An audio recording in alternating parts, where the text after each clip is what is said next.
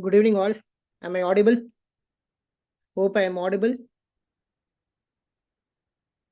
Can someone put in the chat box whether I am audible? So, how is your classes going on? Yeah. So, amidst the rainy season in Chennai and other parts of Tamil Nadu, I think going to college itself, it is very difficult, right? Yes. So, yeah. Let me give you a short introduction how we are going to proceed with this rapid revision series. That will actually help you to just know how we are going to proceed. And at 9 o'clock sharply, let's start with the revision series. So this pathology rapid revision series is basically designed for you all to rapidly go through the entire topic in a short duration of time. So short duration of time, like if you wanted to complete this entire topic, you need to be interactive. So what we will be doing is we have some MCQs related to every topic. I have taken it from your previous year question papers so that it will be easy for you to recall all those questions in your exam. So I have taken images, I have taken questions from all the various sources. So that will be helping you all to write your exam well. So theory, it will be helping you as well as your practical as well as your MCQ. So this is going to be a combination of all the three type of questions which you are going to undergo. With that small request, I want you all to be interactive in the chat box because this is going to be a MCQ based discussion. Only if you interact, it is going to be helping me to just go through and make the session interesting. Okay. So pathology, when you're going to take, this is one subject which is going to be continuing with you throughout your life. It is not going to end with your second year. It is going to come in your medicine, surgery, obstetric, oncology, dermatology, everywhere. This pathology is going to be coming with you. And one more thing is like pathology is not going to be stopping with this alone. Pathology is going to be giving you a base. Among the pathology, your general pathology is very important. So as I told you, there is almost 25 to 30 questions comes in your entrance exam from pathology alone. When you read pathology very well, 25 to 30 questions in your both NEET PG as well as INI CET you can attend. So I have experienced it. I am an intern. Currently, I am completed my internship and I am just preparing for my NEET PG. In that point, I am just noticing that the pathology is very important for you. So that is why integrated pathology is very important. You need to integrate with the clinical medicine and you need to read. Once you read it very well, once you understand the concept and read, even your final year medicine will be becoming easy. With that note, let me tell you that all the slides, all the information are taken from Robin's textbook, and also among the legendary faculties, I have taken notes from them and I have just accumulated everything and concisely I'm just going to deliver to you. So this is going to give you a one-time requirement of all the exams. It is going to serve you. So with that, let me start with the pathology. General pathology, there is one important thumb rule which you need to remember. Number one, everything that you're going to see in the slide, which is pink in color, okay, either it is going to be blue in color or either it is going to be clear. When you see something which is clear in your slide, you need to understand that that is going to be a fat. Okay, anything that is going to be clear, understand that that is a fat. Similarly, anything that is blue in color, that is going to be your nuclear content. Nuclear content is going to include DNA, RNA, and everything. But remember, anything you're going to encounter blue in color, that is going to be DNA or nucleus. Similarly, anything that is pink in color, it is going to be all other constituent of your cells. Cytoplasm la irukkoodiya ella structures mein pink color la da irukum. So, moonu vishayam you're going to remember. You should never forget in your life. Number one, anything that is going to be clear, it is going to be fat. Anything that is going to be blue in color, that is going to be your DNA or nucleus. Anything that is pink in color, that is going to be other constituent of the cell that is present in your cytoplasm. With this, I am going to enter into the first topic, that is going to be cell injury and adaptation. That is the first topic in your Robin's textbook. Okay, Robinsல அதுக்கு முன்னாடி ஒரு textbook இருக்கு. Textbookல உங்களுக்கு ஒரு chapter இருக்கு, that is cells and its constituent. I think that you will be reading in your biochemistry already. You would have read, so I don't want to repeat that. So I'll tell you the basic important things alone in between. So we are going to start with the first chapter, cell injury and adaptation. Remember, the most common cause of cell injury. The most common cause of cell injury is going to be hypoxia. Now, what is hypoxia? Hypoxia is nothing but when there is going to be a decrease in the oxygen supply to a particular cell. That is called as hypoxia. So hypoxia, most common cause of hypoxia another ischemia. That is the when there is going to be deprivation of blood supply to the particular area, that you call it as ischemia, that is going to lead to hypoxia. Ischemia rendu vishayam neenga marakka koodadhu. Number one, which is the most susceptible part for ischemia? It is going to be your neurons. Remember, most susceptible is going to be your neurons, and most resistant for ischemia is going to be fibroblast or collagens. So again, I repeat, most susceptible for ischemia, it is going to be your neurons, and most resistant, it is going to be fibroblast or collagen. Okay, the first question for you all. All of the following are true regarding hypertrophy except increase in the size without increase in number, DNA content same as in normal cell, increase in the size due to synthesis of cellular protein, associated with switch of contractile protein from adult to fetal or neonatal form. Can someone answer in the chat box? What is the answer for this? All of the following are true regarding hypertrophy. I know everyone would have listened in your class. Everyone would have gone through this topic. This is going to be a revision. This is going to be active recall. I want you to put in the chat box so that it is going to be interesting. So just try to put in the chat box, guys. Yes. Okay. See, we will try to eliminate the answers. All of the following are true regarding hypertrophy except. Is hypertrophy, what is hypertrophy basically? Remember, I'll tell about this. Hypertrophy is nothing but it is increase in the size of the cell. So there is an increase in the size of the cell. If you want a cell to increase in size, there must be synthesis of protein. So only when there is a synthesis of protein, there will be increase in the size. Okay. So when there is going to be a protein synthesis, okay, there is going to be increase in the size of the cell. That is hypertrophy. Point number one. What are the examples? Remember, hypertension, aortic stenosis. In both these conditions. So what is hypertension? When there is a resistance. Or what is aortic stenosis? When there is a resistance in the aortic valve. So what happens? Your heart has to contract fast. Your heart has to increase in the force of contraction. When there is an increase in the force of contraction, at one particular point, what happens? Your heart will not be able to cope up. So that time what happens? There is an increase in the size of the cell, increase in the size of your cardiac muscle so that it can pump out the blood which is present in your left ventricle. Therefore, in a left ventricular hypertrophy, what happens? There is going to be a left ventricular hypertrophy in a aortic stenosis and hypertension. And similarly, why do you go to gym? You wanted to build your muscles by doing some exercise. So what happens? Your skeletal muscles are going to increase in the size of the cell by increasing in the protein synthesis. That is why you eat protein powder. Okay. Next is going to be nephrectomy of one kidney. Remember, when there is going to be a nephrectomy of one kidney, what you're going to do? You're going to remove a kidney. So when you remove a kidney, what happens? The other kidney has to cope up that stress, cope up the function of the kidney you removed. Therefore, what happens? There is going to be increase in the size of your nephron. When there is an increase in the size of the nephron, what happens? Ultimately, your kidney gets hypertrophied. So due to increase in the protein synthesis, what happens? If you are going to increase the protein synthesis, ultimately your DNA content is also going to increase. So what is going to be the answer for this? All of the following are true regarding hypertrophy except increase in the size of the cell. I told that is correct. And similarly, what happens? DNA content is going to increase. DNA content is going to increase. Therefore, this is wrong.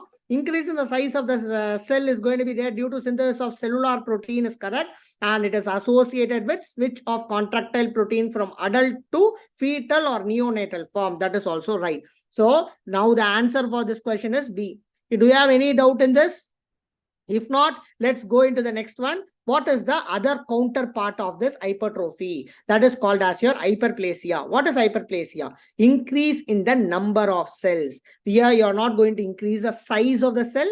Instead, there is going to be increase in the number of the cells. So, number one, proliferative activity of normal endometrium. So after a normal menses, what happens? There is going to be proliferation of your endometrium. Here, what happens? The endometrium is not going to increase in the size. Instead, there is going to be increase in the number of cells. And that is an example of hyperplasia. Similarly, your prostatic hyperplasia in the old age. So what happens in the old age? If you have your grandpa, you would have noticed that there is an increased urination frequency in your grandfather. What happens? In a normally, all males will be having a increase in the increase in the number of cells of your prostate. Because of that, what happens? There is a prostate hyperplasia in the old age. So next one is a regeneration of liver after a partial hepatectomy. These three are example of hyperplasia. Can someone tell me what is the other cellular adaptation? Atrophy. What is atrophy, guys? Atrophy is decrease in the protein synthesis. Hypertrophy is increase in the protein synthesis. Atrophy is decrease in the protein synthesis. Because of the decrease in protein synthesis, what happens? அதோட நிக்காம proteins gets denatured or degraded. So how does this happen? It happens through a pathway called as ubiquitin proteasome pathway. This is actually occurs by ubiquitin proteasome pathway. What happens is whenever there is going to be insult to a chronic insult to particular organ, a particular cells, this is going to give a stimulus to the ubiquitin activator. This ubiquitin activator, what it does is, remember guys, there is a stimulus, there is going to be activation of your ubiquitin proteasome pathway. They are going to get attached to the target protein and they are going to degrade. They are going to degrade. Because of this degradation of the cell, what happens? The size of the cell gradually reduces. That is what we call it as atrophy. Okay. What is called as autophagy? What is autophagy, guys? Cells eating its own protein content, you call it as autophagy. In atrophy, there is an increase in the autophagy. Is it clear? Example. So physiological is, you all know that while the child is born, there is going to be a thymus which is going to get degenerated at the adult life. So this thymus degeneration is an example of physiological example of your atrophy. And what are the pathological atrophy? So this you would have probably read. So whenever you are not going to use a limb, what happens? It is going to get atrophy. That is called as diffuse atrophy. What is denervation atrophy? Whenever there is a nerve palsy for a chronic period of time, there is going to be a atrophy of muscle. That is called as denervation atrophy. What is pressure atrophy? Whenever you are going to chronically compress, maybe due to a tumor, maybe due to external compression, what happens? There is going to be a degeneration of the muscle. That is called as pressure atrophy. What is ischemic atrophy? Whenever there is going to be a decrease in the blood supply to particular area, that leads to ischemic atrophy. Example is a senile brain atrophy. Example is senile brain atrophy. Am I clear, guys? Till now, kindly put something in the chat box that gives me a satisfaction. If the flow is right, or is my speed is right, or do you want some other example, you want me to get slow, you just put in the chat box so that I can understand it and I can just adjust accordingly. So ischemic atrophic example on this senile brain atrophy. See here what happens. In the old age, if you see, there will be in the MRI report of a old age people or in a Parkinson person. If you're going to see the MRI report, there will be a line saying that there is a diffuse senile brain atrophy. What is this diffuse senile brain atrophy? Normally what happens when the particular person gets aged above 70 or a 75, what happens? There is going to be a compromise in the blood supply to the brain parenchyma. That cerebral parenchyma, that leads called as your senile brain atrophy. Am I clear? Yes. Next. So can someone answer this in the chat box? A 45-year-old person who is a chronic smoker came to the clinic with complaints of cough. The physician examines the patient and takes biopsy. The picture in the biopsy was as description below. Which of the following cellular changes has happened to this patient? Can someone put in the chat box? Yes. Can someone put in the chat box?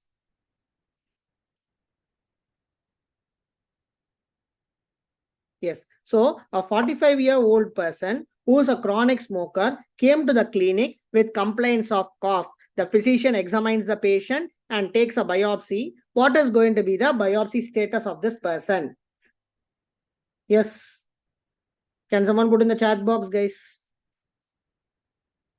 Okay, so let me tell you answer for this question. Okay, let's discuss this question in detail. This is going to give you a unique concept, next concept, that is going to be called as your metaplasia. Okay, see, so the answer for this question is metaplasia, but you need to understand why the answer is metaplasia, right? See, what is a metaplasia? Metaplasia means whenever there is going to be change in the growth of particular cell or change in the type of cell itself, that is called as metaplasia. This usually occurs at the stem cell level.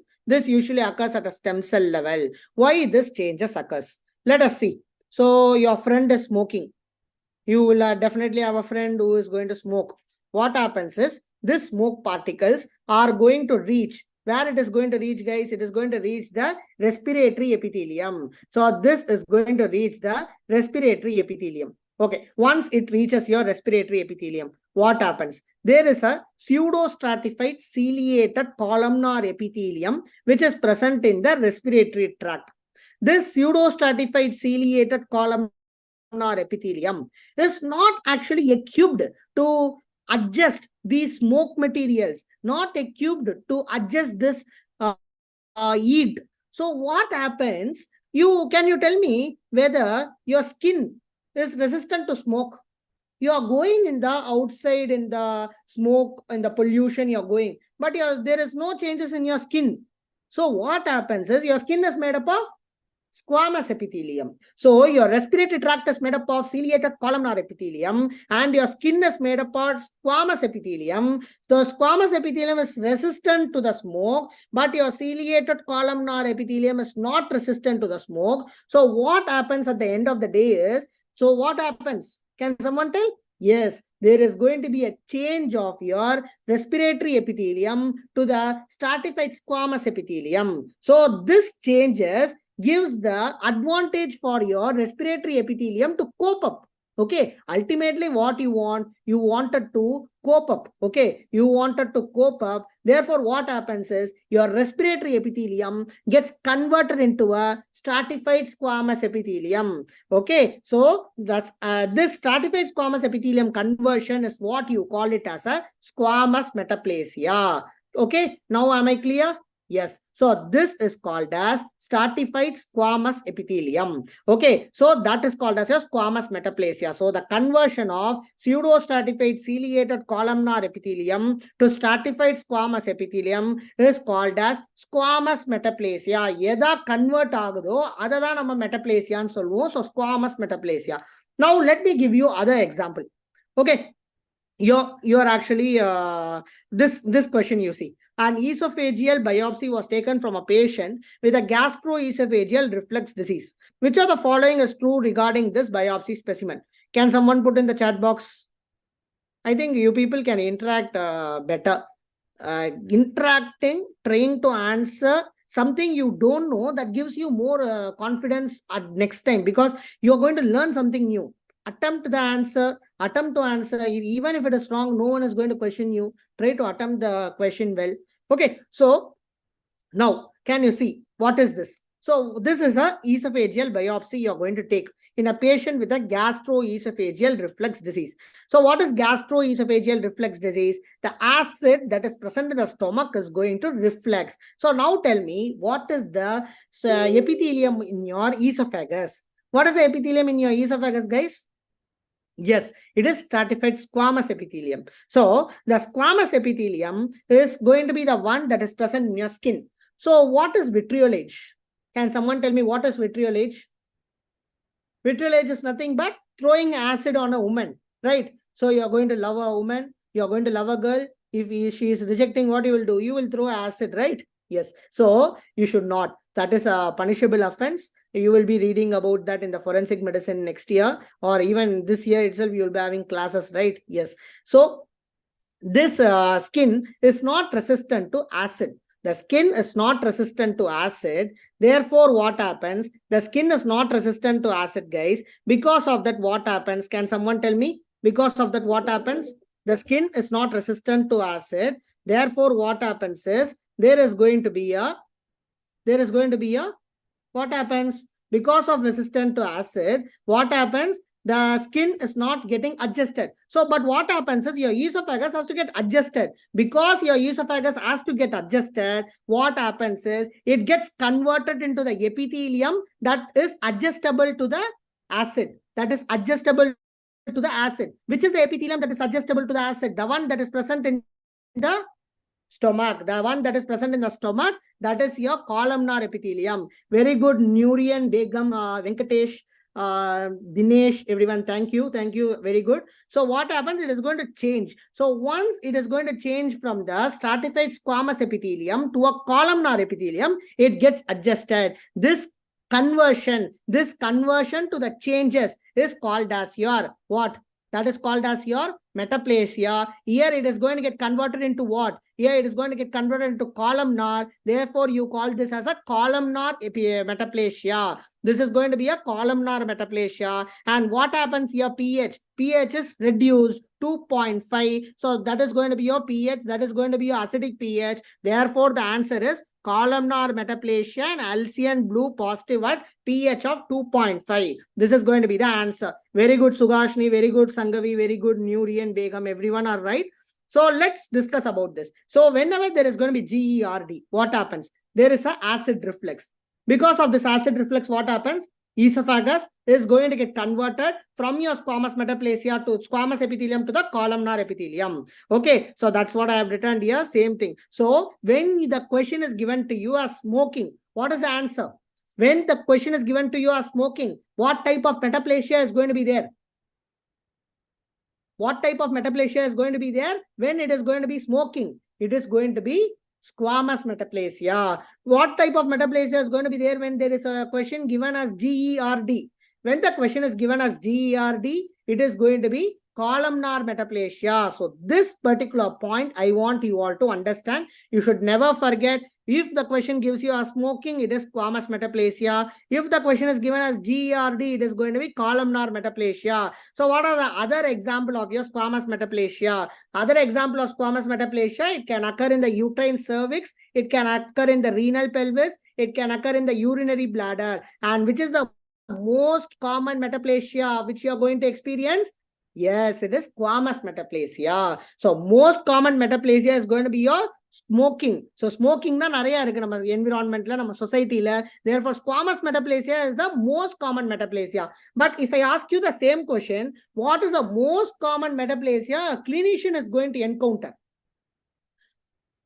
What is the commonest metaplasia clinician is going to encounter? Or in other word, I can tell which is going to have earliest presentation. It is going to be your GERD, because smoking common, everyone are going to smoke. Only after getting a serious complaint, they come to you. But GERD, within a short span of time itself, they will have this acidic problem. They will have this pain, burning sensation. So they come to you early. So therefore, GERD is the most common earlier presentation you're going to see as a clinician. But remember, which is going to be the most common metaplasia in total? It is going to be squamous metaplasia. So now let's understand the gross structure. So what happens? Start ipo vandu theory, but ultimately you will be given two type. ஒன்னு histological slide காமிச்சு இது என்ன மெட்டாப்ளேசியான்னு கேட்பாங்க. அப்படி இல்லைன்னா they can ask the other one. They can show you a gross picture and they can ask you what is the type of metaplasia here. So you need to understand how to differentiate in the gross, how to differentiate in the histology. So gross la stratified squamous இருந்தா it will be pale in color. அதே columnar epithelium இருந்தா it will be red in color. So when there is going to be a squamous epithelium is replaced by columnar epithelium, or pale structure gets converted into red color. So red color na red velvety color la irukum, red velvety mucosa. So can you see here? This is going to be a squamous epithelium of your esophagus. It is going to get converted into columnar epithelium. Red velvety columnar epithelium, red velvety structure it is going to become. So can you understand this? Yes. So next is going to be, this is going to be your squamous, this is going to be a columnar. Okay. So and you should understand this picture. And how to understand, how to identify whether the epithelium is columnar or whether epithelium is squamous. You all know that you have a columnar epithelium. This columnar epithelium will have a globular cells. This globular cells will be producing mucin. So whenever you put whenever you're going to put a Alcian blue stain, what the Alcian blue stain does? Alcian blue stain is going to stain at either acidic pH or alkaline pH. Okay, wow. Acidic pH not 2.5. Alkaline pH na it will be more than 7.5 pH. So acidic pH at 2.5 that is going to be Barrett's esophagus. Alkaline pH at 7.5 that is intestinal lesion. That is not your Barrett's esophagus. Any doubt is there?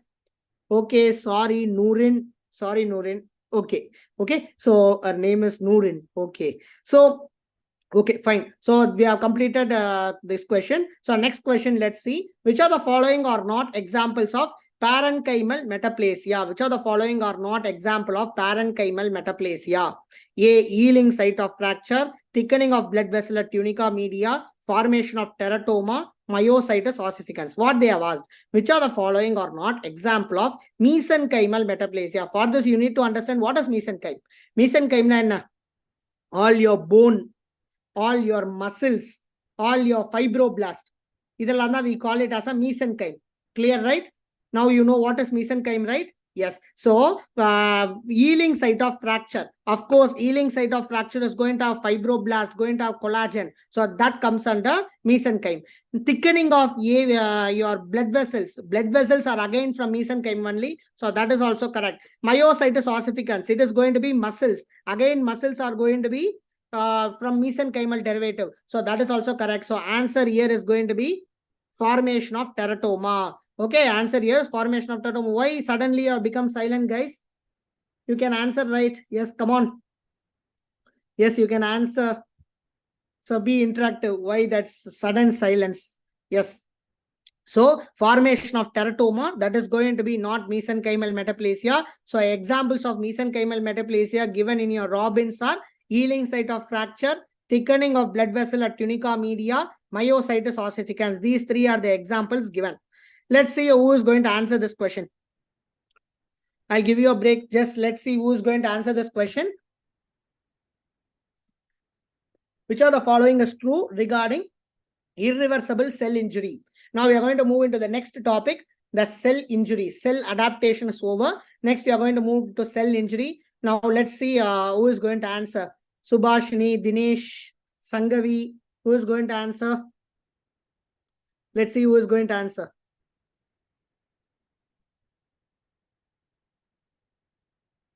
Someone? Can you answer in the chat box? Okay. See here. So you have something called as reversible cell injury and irreversible cell injury. Okay. Basica, reversible cell injury, irreversible cell injury, renda nama classify pandrom. Reversible cell injury la ennala varum, irreversible cell injury la ennala varum. Once you understand that, this question will become easy. Okay. Let me talk about this reversible injury. So what happens when there will be a reversible injury? Whenever there is going to be decrease in the oxygen.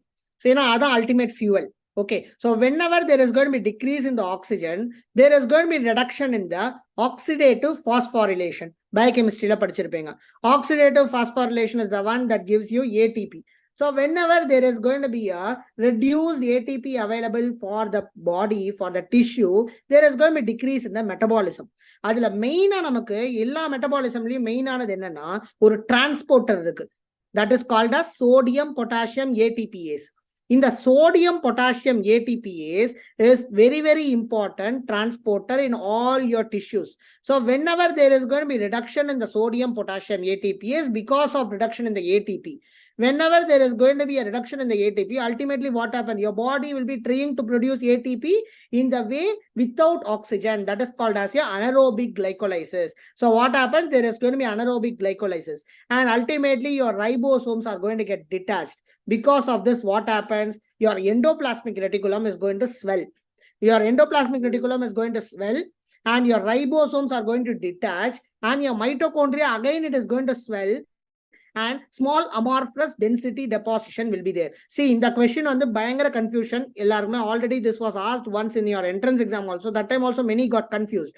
So, there is a two theory.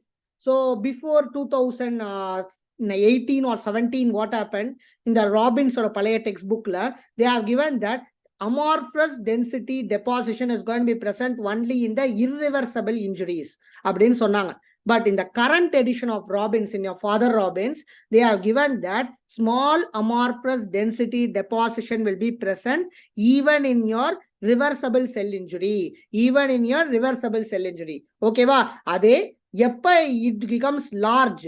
The large amorphous densities will be present in the irreversible cell injury. So remember two things. Small amorphous density deposition will be present in the irreversible. Large amorphous density deposition is present in the irreversible. If anyone questions you where you read, there are various articles that are available in the internet as well. Your Father Robbins latest revision edition, they have given clearly that small reversible, small vandu in the reversible, large amorphous densities are present in irreversible. Okay, so what happens? See, there is a cell. அதுல nucleus இருக்கு. அந்த நியூக்ளியஸ்ல இருக்க materials என்ன ஆகும்னா slowly because of the free radical damage, there is going to be a chromosomal condensation. So chromatin is going to get condensed and looking like this. So because of this chromosomal condensation, all your chromatin is going to get disintegrated and they are going to form a disintegrated granular and fibrillar chromatin. So that is going to be happening. So what happens? Basically, or cell injury achna, automatically your cell has to eat, right? So what is that process where the cell eats other cell of our own body? That is your autophagy by your lysosomes. Then there is going to be aggregation of intermembranous particle. And then there is going to be a bleb formation. I'll show you what is bleb formation. And there is going to be loss of microvilli and fatty acid deposition. Okay, again repeat one by one. What happens in the reversible cell injury? There is going to be a decrease in the ATP, decrease in the oxygen demand. Because of the decrease in the oxygen, decrease in the ATP, what happens? Decrease in the sodium, potassium, ATPase, increase in the anaerobic glycolysis and detachment of ribosome. Because of this, what happens? Endoplasmic reticulum is going to get swelled, ribosome is going to get detached, mitochondria is going to get swelled, small amorphous density deposition is going to occur. And because of the reversible cell injury, what happens? Free radical damage is going to occur, nuclear damage is going to occur, chromosomal condensation occurs, disintegrated granular and fibrillar chromatin is going to be there. Along with it, autophagy of lysosomes occurs and aggregation of intermembranous particle, bleb formation, loss of microvilli and fatty acid deposition. These are the things that is going to occur in the reversible cell injury. Do you have any doubt till this? If you have no doubt, let me proceed to the irreversible cell injury. Shall I proceed with irreversible cell injury? Yes. So what happens when you are not going to concentrate at that particular stage? No, sir. What, Dinesh? Do you want me to repeat? Okay. See, nothing. I'll just explain you shortly. There is going to be a reversible cell injury. There is a decrease in the oxygen supply. Because of that, there is a decrease in the oxidative phosphorylation. Because of that, there is going to be decrease in the ATP. Whenever there is a decrease in the ATP, number one, there is going to be decrease in the sodium, potassium, ATPase. There is going to be increase in the anaerobic glycolysis. And there is going to be increase in the detachment of ribosomes. Okay. You understood, right? There is no doubt, right? Shall I proceed? Yes. So what happens is there is going to be a reversible cell injury. At that particular point, you didn't concentrate. You are just leaving that patient. So what happens is there is going to be a severe necrosis. Whenever there is going to be severe necrosis, what happens? There is going to be severe ischemia. So severe ischemia and then now ATP illa. So initially ATP கம்மியாச்சு, இப்ப டோட்டலா ATP இல்ல. So when there is going to be decrease in the ATP, what happens? So instead of decrease in ATP, complete depletion occurs here. Therefore, instead of decrease in sodium potassium ATPase pump, here there is no sodium potassium ATPase pump at all. So ATPase is going to be there. This sodium potassium ATPase is completely stops. Because of that, what happened? Sodium pumping nadakala. So sodium pumping nadakala. calcium pumping நடக்கல ஓகேவா so அப்ப what happens there is an increase in the sodium amount increase in the calcium amount so then what happens ATPase is going to be there it is going to break down all the available ATP your protease what is this protease it is a protein breaker so what happens there is going to break all your proteins and there is a phospholipase what does this phospholipase do it is going to cut down all your phospholipids so whenever it is going to break down all your phospholipids there is going to be a tissue injury and neutrophil infiltration so tissue injury ஆகுது tissue injury ஆச்சுனா என்ன ஆகும் all your neutrophils are going to enter so there is neutrophilic infiltration okay so there is going to be a neutrophilic infiltration and you have also something called as endonuclease am I clear now the point is you need to understand about this endonuclease ஓகேவா so இந்த endonuclease எப்ப release ஆகுதோ அப்பதான் there is going to be pycnosis pycnosisனா என்ன reduction in the cell size karyoexis so there is going to be a breakdown of your nuclear fragments there is going to be karyolysis there is going to be dissolution of chromatin again I repeat so because of depletion of ATP what happens ATPase is going to activate protease is going to come out there is going to be a phospholipase and finally you have something called as endonuclease what do this endonuclease do so nucleus endonuclease it is going to break down your nucleus because of that what happens the size of the nucleus is going to shrink that is called as pycnosis thus there is going to be a fragmentation of nucleus that is called as karyoexis there is going to be a final breakdown and there is going to be a complete destruction lysis not destruction so what happened karyo means your nucleus chromatin chromosome it is going to get broken down and destroyed completely that is you call it as karyolysis that is what you call it as karyolysis is it clear so what happens because of this karyolysis because of this dissolution there is going to be decrease in the basophil count okay so normally basophil count பார்க்க முடியாது so இப்போ இன்னும் basophil count decrease ஆகும் okay let's see who is going to answer this question is that Dinesh or Sugashni who is going to answer let's see a 33-year-old woman has had increasing lethargy decrease in the urine output for the past week laboratory studies shows serum creatine is going to be 4.3 mg per deciliter urea nitrogen is 40 mg per deciliter renal biopsy is performed and specimen is examined under electron microscopy.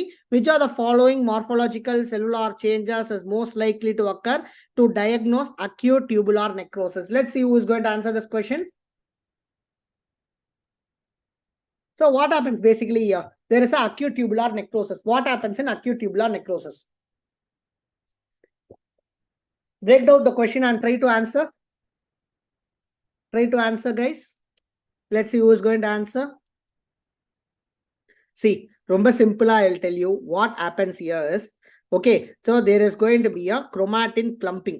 We already saw that chromatin clumping, chromatin condensation occurs in the reversible also. Upper first point, write it down here itself. Chromatin clumping you see in the reversible. Mitochondrial swelling, I told you there will be mitochondrial swelling, there is going to be a ribosomal detachment, there is going to be endoplasmic reticulum swelling. Everything occurs in the reversible.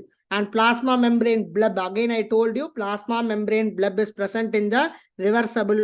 Therefore the answer is going to be Dinesh, it's not B, mitochondrial swelling, it is also present in your reversible.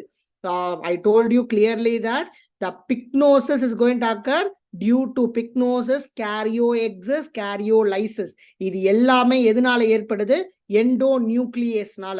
So endonuclease எங்க வருது only in your irreversible injury. Therefore the answer is nuclear lysis. Therefore the answer is nuclear lysis. Is that clear, Dinesh?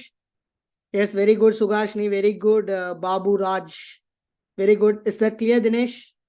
Let me explain you again. Do you want me to explain again or is that clear? I hope so you're clear with the concept. See, endonuclease எப்ப வருதோ அப்பதான் nuclear lysis ஏற்படும்.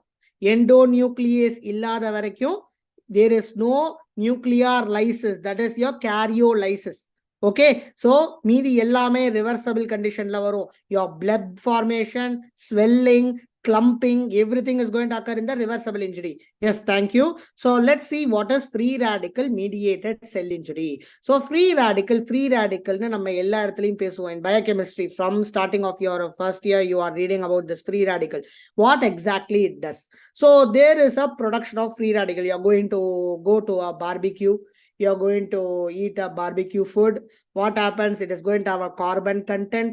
That carbon content can actually go into your stomach. They can produce a nitrogenated compounds. They are going to produce free radical.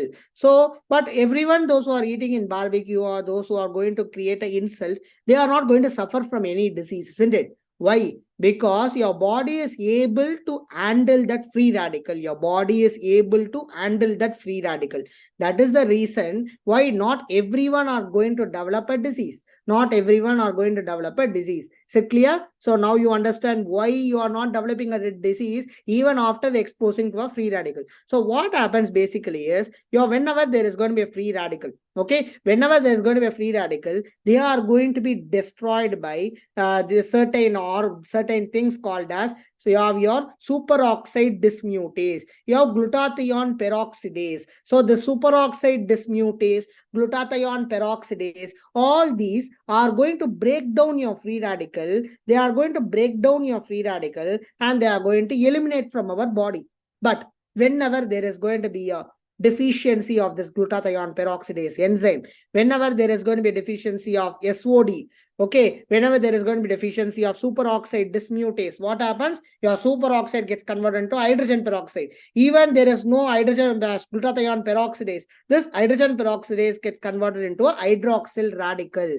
This hydroxyl radical is a most potent most potent free radical. Okay, this is going to enter into your cell and it is going to cause damage. What are the damage it is going to cause?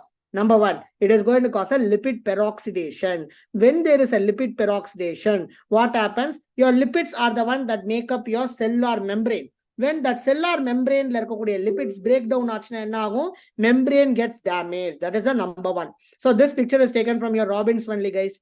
You can see. Number two, there is going to be a protein modification. So first year you would have read in your biochemistry, in your molecular biology, that at the end there is a called as post-translational modification. So ribosome la poi unga proteins fold agum, and the process is going to get problem and there is going to be a misfolding. And what happens? Your DNA is going to get damaged. So there is going to be mutation. So this is the called as free radical cell injury, free radical mediated cell injury. There is other one you would have seen in your textbook and you will just get confused. What is this Fenton reaction? What is this Aber-Weiss reaction? This rendume 2 mark la ketirundanga. When I was studying in the MGI University, this was asked in a 2 mark question, but now you don't have a 2 marks, so MCQs la kekalam. What is Fenton reaction? Sometimes what happens, you have this hydrogen peroxide. This hydrogen peroxide gets added with the ferrous ion. So they are going to form a ferric ion. This ferric ion and your hydroxyl radical. So if in the hydroxyl radical, you know that is a free radical. So if hydrogen peroxide ferrous ion combined, that produces free radical and that is called as Fenton reaction. Similarly, what is Aber-Weiss reaction? Whenever a superoxide ion gets added with your hydrogen peroxide, that is going to again form a hydroxyl radical. So these both things are going to be they are going to produce free radical, a potent free radical, that is your hydroxyl radical, hydroxyl ion. Therefore, this is a very important problem. This is a very important reaction that is going to produce free radical. Together, we call this as a ion catalyzed Aber-Weiss or Fenton reaction. Together we call it as ion catalyzed Aber-Weiss Fenton reaction, where there is going to be formation of hydroxyl radical. Okay, so but what happens is, the nature is so beautiful that whatever food you are taking daily, they themselves is going to act as an antioxidant. For example, your vitamin A, vitamin E, vitamin C, transferrin ferritin, peroxisomal enzymes, superoxide dismutase, glutathione peroxidase. So you have inherent enzymes that are going to break down this free radical. Okay, whenever there is going to be a mutation in this superoxide dismutase gene, that is going to give rise to amylotropic lateral sclerosis. That is going to form amylotropic lateral sclerosis. Okay, this is going to be a very important point. You need to understand what is amylotropic lateral sclerosis. There is going to be mutation of the superoxide dismutase gene that is going to lead to free radical formation, free radical injury. Okay, next question. Let's see. All of the following are true regarding necrosis except, yes, we are going to enter into our next important topic, necrosis, necroptosis. Confusing, right? You have necrosis, necroptosis, all these questions that we are going to see next. Can someone answer in the chat box? Let's see who is going to answer this time, Sugashni or Dinesh. Can someone put in the chat box? So the first option, cellular swelling will be there. Second option, physiological. Definitely necrosis is not physiological. So it's stupid if you even think it is physiological. So this is not going to be the answer. Associated with cell membrane rupture, inflammatory changes. What will be the answer? Can someone tell? Remember, the question is except. So it is not physiological. Cellular swelling will be there in necrosis. There will be cellular membrane rupture. There is going to be inflammatory changes. But it is not a physiological process. It is always pathological. Always pathological. I want you all to write this down clearly. It will be always pathological. I told except Sugashni, Lada, this is except.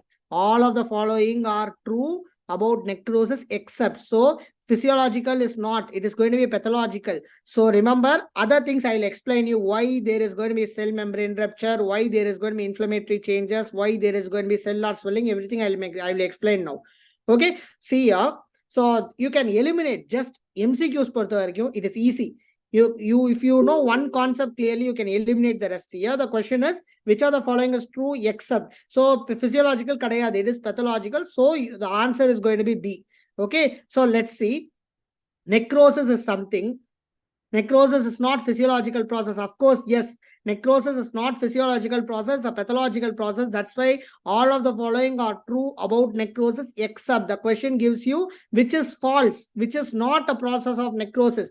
That's why the answer is physiological. Sugashni, hope you can understand that question. So this is how they give you in your NEET PG or your INICT, maybe in your next exam if you are going to be writing it. Okay, so let me tell you necrosis. What is this necrosis? There is going to be increase in the lysosomal permeability. So lysosomal permeability increase agumbodhu, there is going to be increase in the enzyme level. So what happens? This is your lysosomes. Okay, wow. So lysosomal permeability increase achna, lysosomal enzymes are going to come out. So whenever the lysosomal enzymes are going to come out, it is going to damage your cell membrane. So cell membrane gets damaged. What happens? When there is going to be damage of your cell membrane, the cellular contents are going to come out. Once the cellular contents are going to come out, so this is going to act as a foreign body. So நம்ம பாடியில எல்லாமே ஒரு ஸ்ட்ரக்சருக்குள்ள ஸ்ட்ரக்சரா அடுக்கி வச்சிருக்காங்க. எந்த ஒரு ஸ்ட்ரக்சரும் அதோட பொசிஷன்ல இருந்து வெளில வந்ததுன்னா it will be considered as a foreign body. Because of that, what happens? All your inflammatory mediators are going to come. So because of the inflammatory mediators going to come, there is going to be inflammatory process. That is why the answer is it is going to have inflammatory changes. There is going to be a cell membrane rupture. There is going to be a cellular swelling. Is it clear? Sugashni, is it clear now? Dinesh, Lada Rocks, Noorian Begum. I think she is not there. So everyone, I hope so you are clear with this question. Okay, let's discuss in detail about necrosis. See, remember, very easy. Necrosis அப்படின்னு ஒரு short note கேட்டாங்கன்னா இந்த 4 point தெரிஞ்சாலே இந்த ஒரு diagram போட்டு you can write something in your exam. So cell membrane rupture ஆகுது ஏன் லைசோசோம்ல இருந்து லைசோசோமல் enzymes வெளில வருது. Because of that there is going to be a cell membrane rupture. Because of that the cellular contents are going to come out and inflammatory mediators are attracted. There is going to be inflammation. Is it clear? Yes. So let's see who is going to answer this question. Is it Sugashni or Lada? It's going to be Dinesh. Let's see. A 17-year-old female with a history of cervical lymphadenopathy. Excision biopsy shows following lesion. Which are the following is most likely? Can someone put in the chat box? Let's see who is going to answer this. Let's see who is going to answer this question. See, let's see this. Can you see how this specimen looks like? It is a lymphadenopathy. It's going to be a lymph node. How this specimen looks like? It is looking like cheesy material. It looks like a cheesy material. Okay, cheesy material. Now, what is going to be the type of necrosis? That is the ultimate topic which we are going to discuss now. That is going to be your caseous necrosis. Remember, caseous necrosis you are going to find in the tuberculosis. So the answer is tuberculosis. In other thing, in your gangrene, it is going to be coagulative necrosis more than liquefactive necrosis. And metastatic carcinoma, you will have liquefactive necrosis. And in emperiolysis, what is this emperiopolysis? Emperipolysis. I'll discuss about this emperiopolysis at the end. Okay, now let's see what is going to be your caseous necrosis. What is coagulative necrosis? What is liquefactive necrosis? That is what we are going to discuss now in detail. Okay, so emperipolysis now, okay, let's finish here and go so that it will be in a continuation. So emperipolysis now, macrophage is going to engulf the antigen. Okay, it is going to engulf antigen, but it is not going to destroy it. Yes, Sugashni, it is right. It is TB. The answer is TB. So macrophage is going to engulf your antigen, but it is not going to destroy it. So for example, in your Hodgkin's lymphoma, in your chronic infections, in your Rossi-Dorfman's disease. I'll talk about this Dorfman disease, Rossi-Dorfman disease in detail later in the upcoming slides. So these are the places where you will have. So let's see who is going to answer this question. I think I have answered already. Okay, no problem. So the type of necrosis seen in the vessel wall of the patient with polyarthritis nodosa. So polyarthritis nodosa, what you can find something reddish, right? So homogeneous pink deposition, you call it as a fibrinoid necrosis. Homogeneous pink deposition, if you're going to find, the answer is fibrinoid necrosis. Where will you find this fibrinoid necrosis? You will find number 1 in the malignant hypertension. Number 2, you will find that in the vasculitis, and number 3, you will find that in the intracellular deposition, type 3 intracellular deposition you will be seeing. Remember, diabetes is not the best answer for this. Because you may think this is a diabetes. No, diabetes fibrinoid necrosis is not there.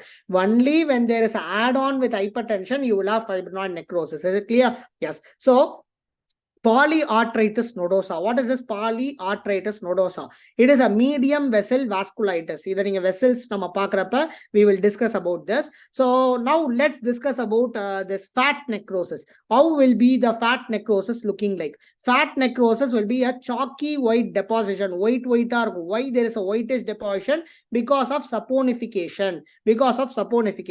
So let's see this question. A 37-year-old male with a history of chronic alcohol abuse and gallstone is brought to the emergency. The patient has been complaining of severe abdominal pain for 3 days following a bout of increased alcohol consumption. There is an elevated amylase and lipase. In the history, what do you find in this?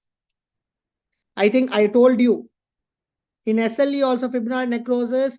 Yes, there will be vasculitis condition fibrinoid necrosis. So SLE vasculitis presentation that leads to fibrinoid necrosis. You can just think like that. Okay, now can someone tell me what is this white area, clear spaces you find?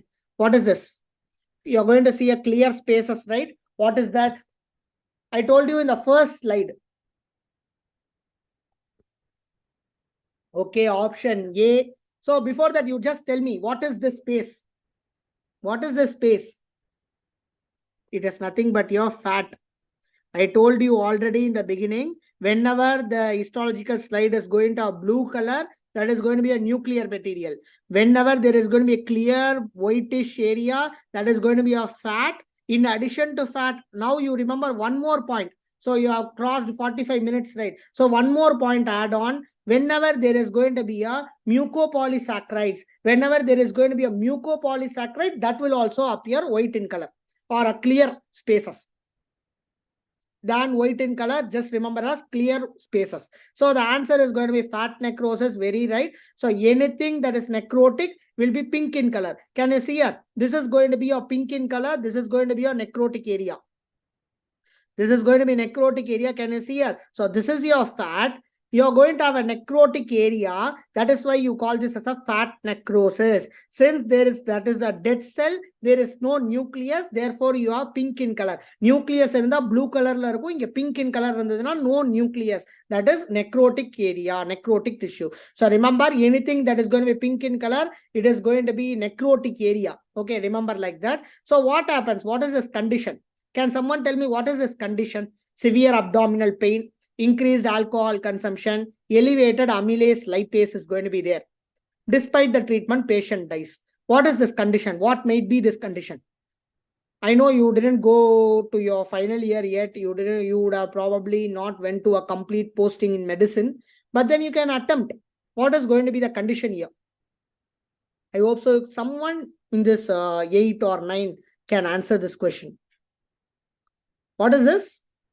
It is a pancreatitis.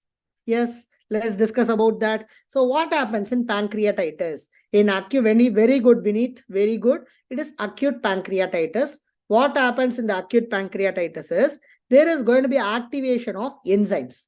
Because of the activation of enzymes, what happens? There is going to be a increase in the lipase level. Okay, but initially first nama pathona enzyme activation agudilla. Because of enzyme activation, what happens? It is not fatty liver, Abhishek. See here, amylase lipase increased. Amylase lipase increase, it is going to be acute pancreatitis. Fatty liver na SGOT, SGPT will be increased. That is your aspartate transferase, AST, ALT. Okay, that will be increased. But here this is going to be a pancreatitis because lipase amylase is increased. Okay, so lipase amylase level increase agudhu. So what happens is because of that there is going to be a liquefactive necrosis. So first pancreas ulla attack பண்ணுது. So அப்ப pancreas அந்த organல என்ன ஆகுது? There is going to be necrosis. That is going to be liquefactive necrosis. அதே when this lipase enters outside, when it goes outside, it is going to go to the perinephric fat. It is going to go to the omentum. You would have remembered, right? Anatomy now இருக்குல்ல, omentum, peripancreatic fat இருக்கும். Okay, in the fatty areas la unga lipase act aachna, that is going to cause fat necrosis. So if you ask me what is going to be the initial presentation in pancreatitis, it is going to be liquefactive necrosis. After a period of time, when it goes out, when it is going to go to your peripancreatic fat, when it goes to your omentum, then you will have a fat necrosis. Okay, so you have 5 types of necrosis basically. First one is your coagulative necrosis. So coagulative necrosis, you otherwise call it as tombstone necrosis or moth-eaten necrosis. You call it as tombstone necrosis or moth-eaten necrosis. So this is the most common type of necrosis. This occurs when there is going to be a compromise in the supply of blood to the particular area. So that is infraction or ischemia. In that, what you're going to remember is all organs which is going to suffer from ischemia, it is going to have coagulative necrosis, except your brain. So brain will be having a liquefactive necrosis. Yeah. Why? எல்லா ஆர்கனுக்கும் coagulative, ஆனா ஏன் பிரெயினுக்கு மட்டும் liquefactive? Because your brain is rich in the omega-3 fatty acid. So omega-3 fatty acid rich இருக்கிறதுனால, as I told you, that is going to have a liquefactive necrosis. So remember, what happens in your coagulative necrosis? There is going to be a protein degradation or protein degeneration. So on the area infraction இருக்கிறதுனால, that is going to cause coagulative necrosis. What happens in the liquefactive necrosis? In liquefactive necrosis, there is going to be enzyme activation of lipase that is going to cause pancreatitis. I told you one example. The other example is the ischemia of brain. It leads to liquefactive necrosis. Rendu necrosis type முடிஞ்சது. Okay, third necrosis type is going to be your caseous necrosis. What happens in your caseous necrosis? Cheese-like material. As someone pointed out, Sugashni pointed out that slide, right? She told that it is a caseous necrosis. Yes. So why you call it as caseous necrosis? Because of the cheesy deposition.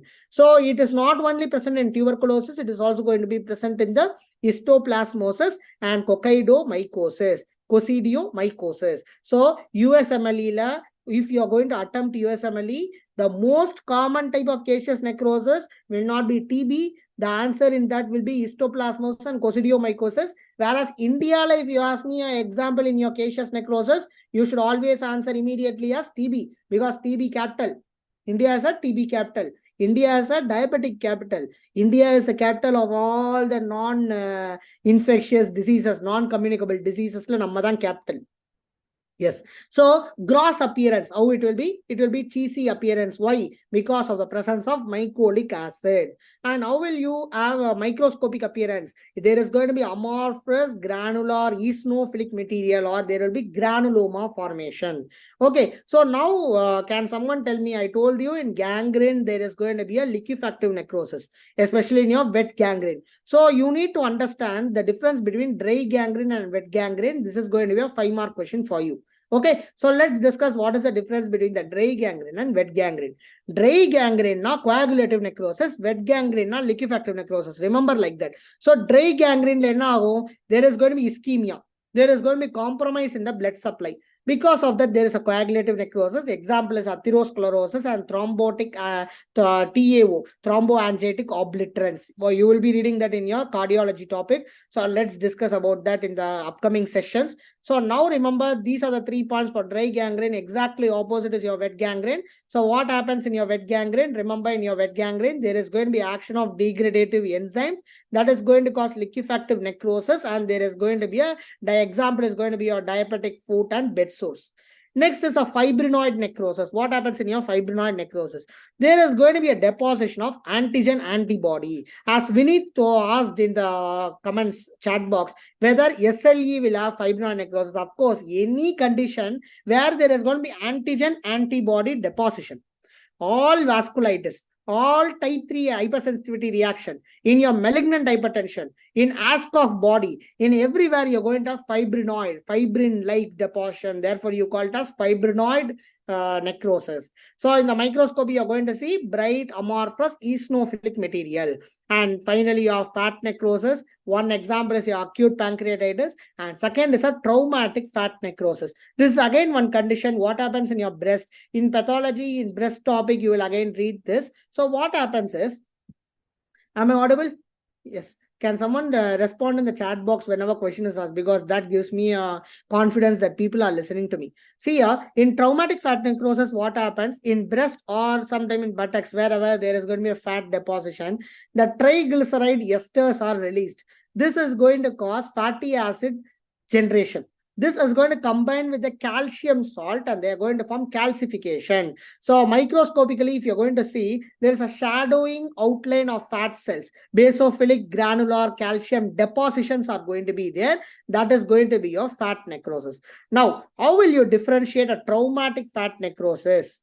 How do you differentiate a traumatic fat necrosis from a, how do you differentiate? See here, whenever there is going to be macro calcification. So macro calcification randa, you call it as fat necrosis. There is one more thing in your benign breast disease, that is your comedo type of ductal carcinoma in situ. This you will read in the breast pathology. Okay, ductal carcinoma in situ, comedo type la. There is going to be cellular level deposition of calcium. Therefore, there is a micro calcification. So, if examiner, Viva examiner asks you, how do you differentiate traumatic fat necrosis of breast from your comedo type of DCIS? You're going to answer that in the comedo type of DCIS, you're going to have a micro calcification, whereas in the fat necrosis, you're going to have a macro calcification. Is it clear? So this is an example of fat necrosis. Can you see here? There is a white chalky deposit, white chalky deposits. Okay, this is going to be a fat necrosis. Caseous necrosis, can you see here? There is going to be a granuloma formation. And can you see here? You're going to have something called as Langerhans cells. What is Langerhans cells? So you have 2 types. Langerhans Langhans cell ஒன்னு இருக்கு, Langhans cells ஒன்னு இருக்கு. So TB ல நீங்க பார்க்கிறது Langhans cells. So this is going to be multinucleated chain cell you're going to find in the TB. Langerhans type of cells na என்னது, that I will discuss when I am going to talk about hematology. Now remember Langhans cell வந்து multinucleated chain cell present in the TB. Okay, so granuloma you're going to see in the TB. Naccaceous necrosis, the type of necrosis. Inge vandu pink amorphous complex. Whenever you're going to have something like this, that is going to be your fibrinoid necrosis. So this is your caseous necrosis. This is going to be your liquefactive necrosis. This is again gangrene, dry gangrene. Dry gangrene is going to be due to coagulative necrosis. Coagulative necrosis. Whereas what is this? Wet gangrene due to liquefactive necrosis. Liquefactive necrosis. Liquefactive necrosis. This is what I want you all to remember. Okay. Yes. Shall we proceed? Shall we go for the next topic, apoptosis? Are you all listening? Let's complete this cellular adaptation and injury chapter alone today. Okay. Let's complete the cellular injury and adaptation chapter by completing your apoptosis and necroptosis. Are you all ready? Are you all listening? Shall I proceed?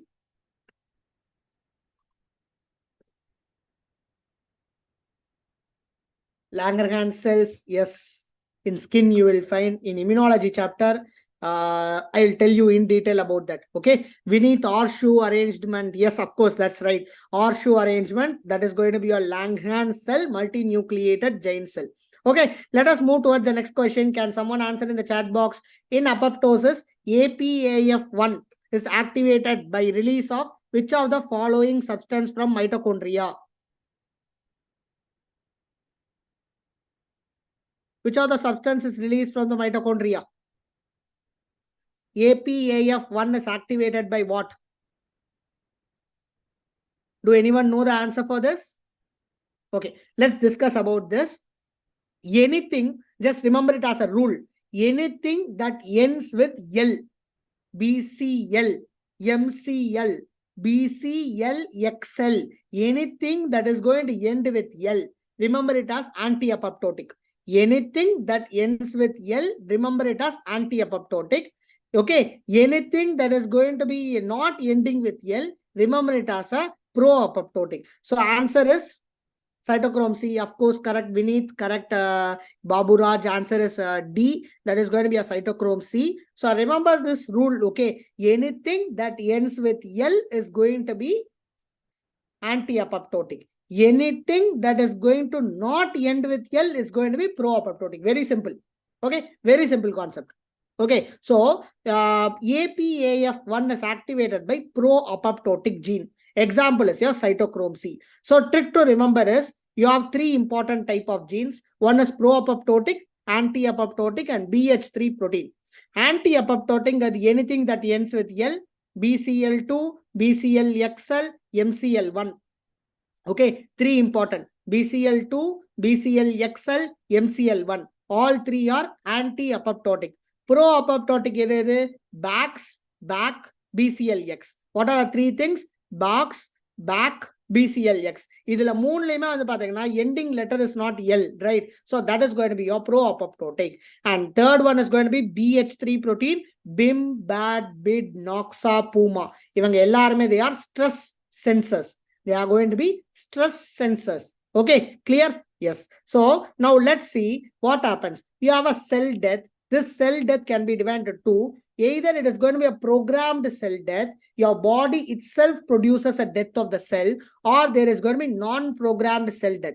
If it is a programmed cell death, either this can be physiological process or it can be pathological process. But when it is a non-programmed cell death, necrosis, that will be always pathological. That is what I want you all to remember. Now, programmed cell death. There are numerous types of programmed cell death. Apoptosis, you have necroptosis, pyroptosis, entopsis, pheroptosis, netosis. Either arume, it can be asked as a question for you. So we are going to discuss 6 types of programmed cell death. Already non-programmed cell death patti discuss pantom. Ipa nama paaka poradhu programmed cell death. Okay. Yes, apoptosis. Engalla it can be physiological, engalla it can be pathological. Physiological example, organogenesis. Okay, organogenesis. Okay so example ஒரு சிலையை வந்து ஸ்க்ளப் பண்றோம்னு வச்சுக்கோங்க. அப்ப அந்த கல்லை ஸ்க்ளப் பண்ணி சிலையா மாத்தணும்னா சில இடத்துல உடைக்கணும், சில இடத்துல நம்ம கார்வ் பண்ணணும். ஸோ அந்த மாதிரி நம்ம பாடி என்ன பண்ணணும்னா கார்விங் பண்ணும் நம்ம ஆர்கன் சிந்தசிஸ் பண்றதுக்கு. அதுக்கு it needs a programmed sell death. Similarly hormone involution of endometrium, hormone dependent involution of endometrium. So every menstrual cycle என்ன ஆகுது, endometrium is going to get involuted. So அது அப்புறம் death of neutrophil after acute inflammatory response. ஒரு inflammation நடக்குது, neutrophil infiltration இருக்கு, but once the inflammation is going to settle down, your neutrophils are going to be automatically destroyed by your body, right? That is going to be physiological programmed cell death. What is pathological cell death? So pathological cell death, whenever there is going, do you remember that I showed you a free radical injury picture? அங்க என்னலாம் பார்த்தோம்? Misfolding of protein. Whenever there is going to be infection, whenever there is going to be chemo, radio, all this is going to cause a destruction of the cell.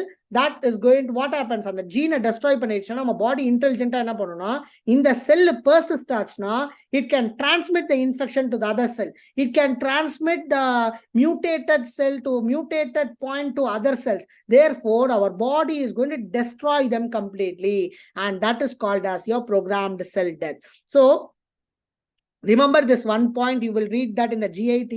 Okay, viral ஹெப்படைட்டிஸ்ல ஒரு hallmark feature எதுனா இந்த கவுன்சில்மென்ட் bodies. இந்த கவுன்சில்மென்ட் பாடிஸ்னா என்னன்னா they are apoptotic body.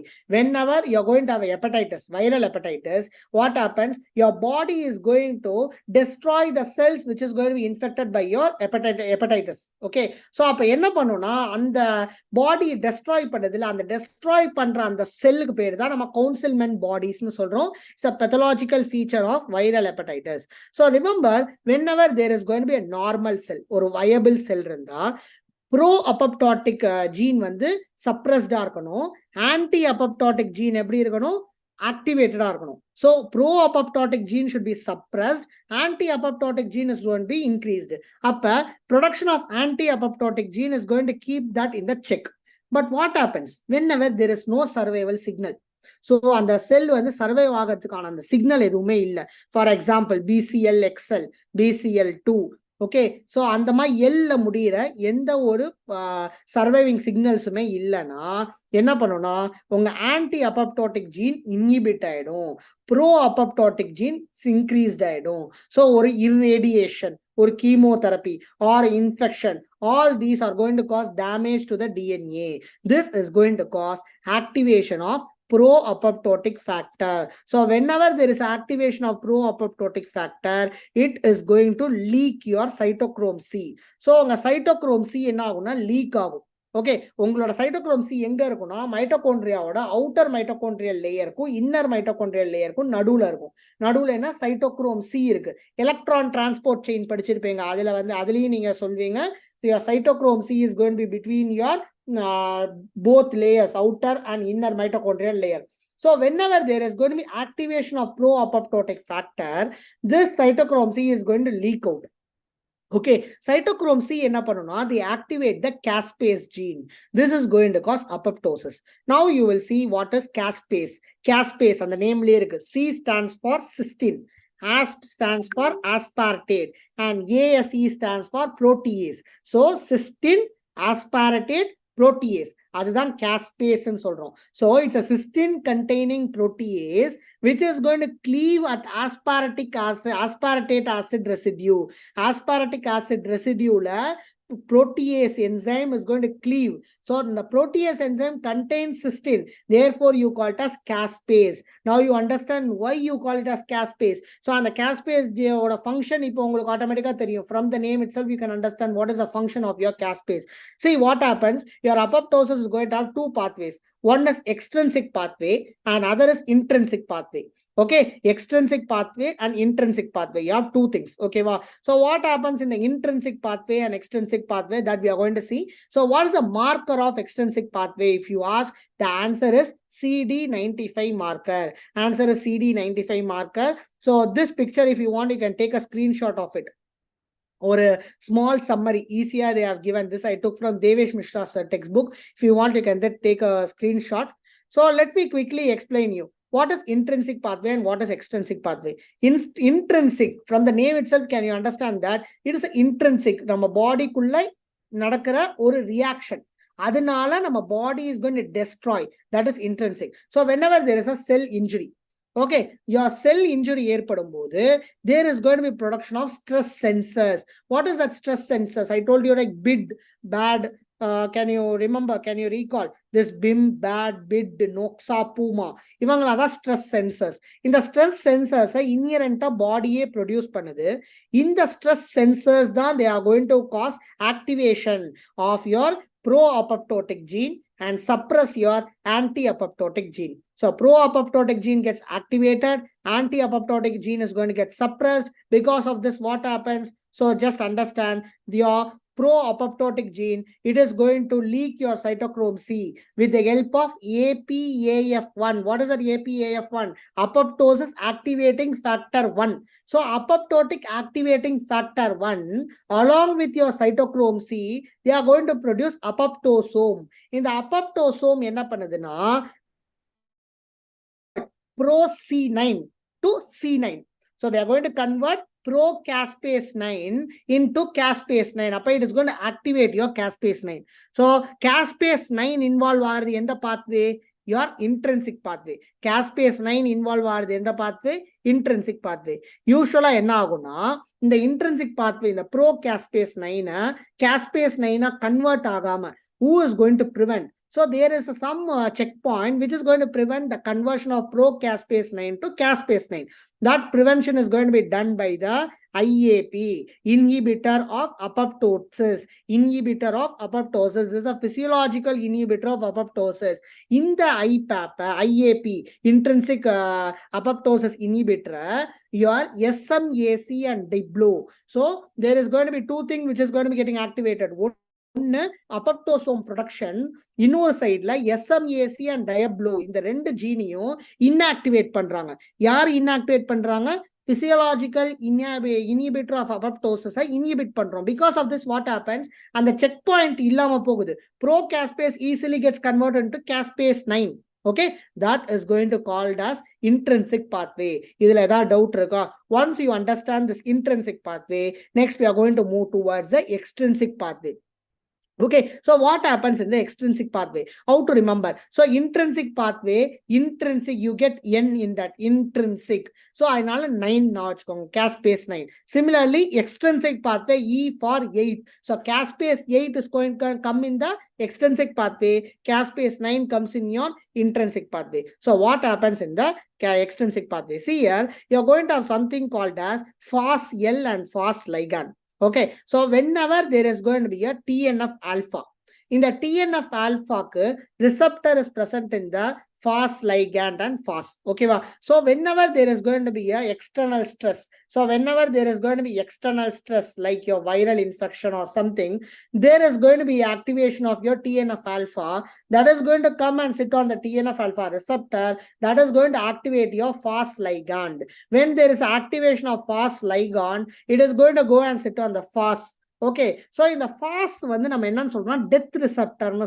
So whenever there is activation of FOS, it is going to activate the death receptor called as FADD. It is going to activate FADD. The FADD converts the pro-caspase 8 to caspase 8. And this caspase 8 is going to execute apoptosis. So there is a C8, caspase 8 and caspase 9. Both of them are going to be execution caspase. They are going to activate caspase 3, 6 and 7. So 8, 9 is going to activate 3, 6 and 7. So whenever there is activation of 3, 6 and 7, what happens? Number 1, there is going to be protein breakdown. That is breakdown of caspase, ASP, aspartate. So there is a breakdown of aspartate, number 1. Number 2, there is activation of endonuclease. Endonuclease, that is going to break your nuclear chromatin condensation, nuclear fragmentation, karyoexis. There is going to be cytoplasmic bleb and apoptotic body is going to form. Okay, so up there is going to be apoptotic body formation. In the apoptotic body is going to have a receptor called as phagocytic receptor. In the phagocytic cell receptor activate aachna, that is going to go into phagocytosis. That is going to cause phagocytosis. Okay, ana inge neenga enna na vachukona, necrosis la cell membrane is going to get destroyed, but in apoptosis cell membrane is intact. அதனால தான் இதை programmed செல் டெத்னு சொல்றோம். செல் membrane இங்கே இன்டாக்டா இருக்கு, no inflammation. whenever there is going to be a breakdown of cell membrane only, all your cellular content is going to come out, that is going to attract your cytokines, all your inflammatory mediators and cause inflammation. இங்கே your cell membrane is intact, therefore no inflammation. இது வரைக்கும் clear-ஆ? I hope you are understanding this concept. So how do you diagnose apoptosis? Again, I want you to take a screenshot of this page again. So diagnosis of apoptosis. Number one, there is going to be a chromatin condensation. So chromatin condensation, you can identify it by hematoxylin, fuelgen, and acridin orange. Okay, remember this acridin orange well. Hematoxylin, acridin orange. Annexin 5. This was actually asked as a question. MCQ a question is annexin 5 is going to be an important marker for apoptosis. So phosphatidylserine, thrombospondin. Okay, they are going to be by phagocytic receptor. Then how do you identify DNA breakdown? By stepladder pattern or agarose gel electrophoresis. I'll show you the stepladder pattern in agarose gel electrophoresis. Then you have this TDT mediated UTP Nick end labeling technique, or you can call it as tunnel. You're going to just memorize it. There is not going to be any use of reading this, because this is all going to be applied aspect. That's all. Okay, so tunnel is nothing but TDT mediated diuretyl transfer UTP Nick end labeling technique. Who takes apoptotic body to phagocyte? Now I told you that there is going to be a phagocytosis that is going to occur. Who is going to take this apoptotic body to phagocyte? There has to be someone who is going to take this apoptotic body to the phagocytosis, right? So that is going to be done by phosphatidylserine, thrombospondin, and CAQ. Okay, these three are the one that is going to take your apoptotic body to phagocyte. So apoptotic body, when it is going to get combined with the phosphatidylserine, it is going to go to macrophage and there is going to be phagocytosis. Remember, there is no inflammatory mediators. Now, can you see here? This is your stepladder pattern. The stepladder pattern, you find that in the apoptosis, whereas in the agarose gel electrophoresis, when there is going to be a smudged pattern that is an example of necrosis. In apoptosis, you will find a stepladder pattern in your agarose gel electrophoresis, an important INI-CET question or AIMS entrance exam question. So stepladder pattern you're going to see in the apoptosis, whereas smudged pattern you will be seeing in the necrosis. I explained you the reason also already. Now, the same question again, I'm just giving you, I hope everyone will answer this. Histological picture of a liver biopsy from a patient with a chronic hepatitis C infection is given below. Chronic hepatitis C infection, what is the body you're going to find? Apoptotic body, Councilman body. You will see councilman body. This is going to be a councilman body, the arrow marked structure. Can you see here? This is going to be a councilman body. So how will you find this? What is going to be the pattern? So you have given a electrophoresis image is given, electrophoretic image is given. So what is the answer? So which are the following is not true regarding the structure indicated in the arrow mark in the image? So plasma membrane remains intact.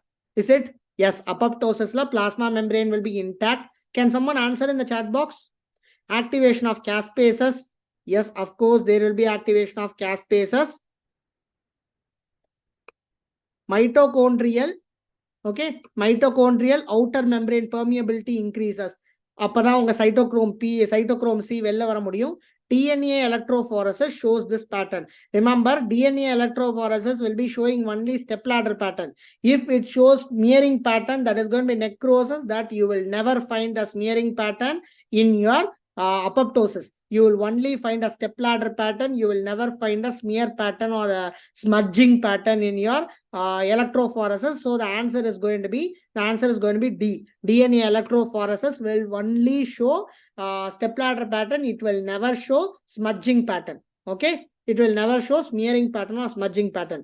Now you need to understand the difference between the necrosis and apoptosis. So in necrosis, what happens? The size of the cell increases. There will be nuclear swelling. There is going to be cellular swelling.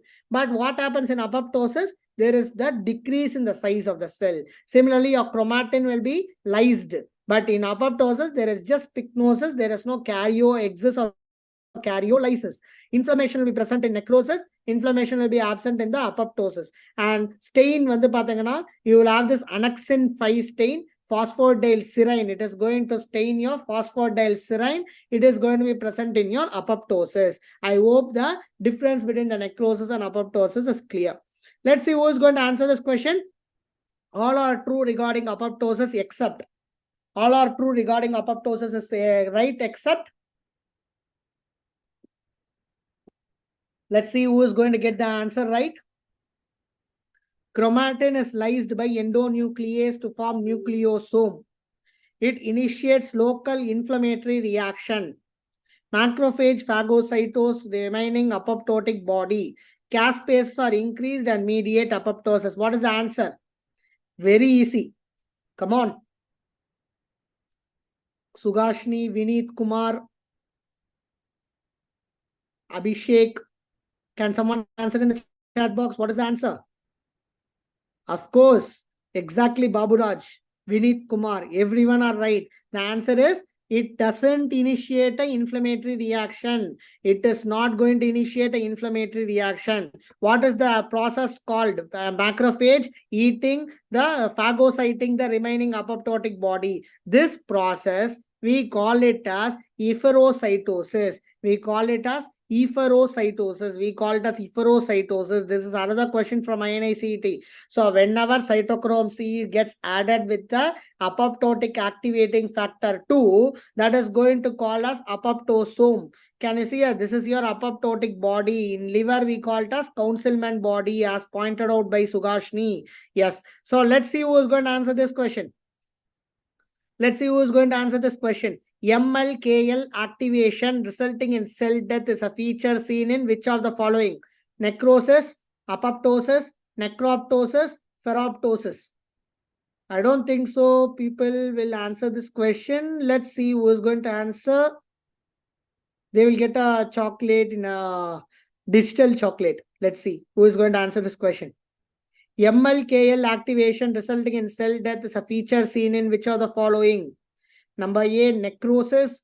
B, apoptosis. C, necroptosis. D, ferroptosis. Vineet, Abhishek, Sugashni, come on. Baburaj. Who is going to answer? Abhishek Kannan, who is going to answer? Let's see.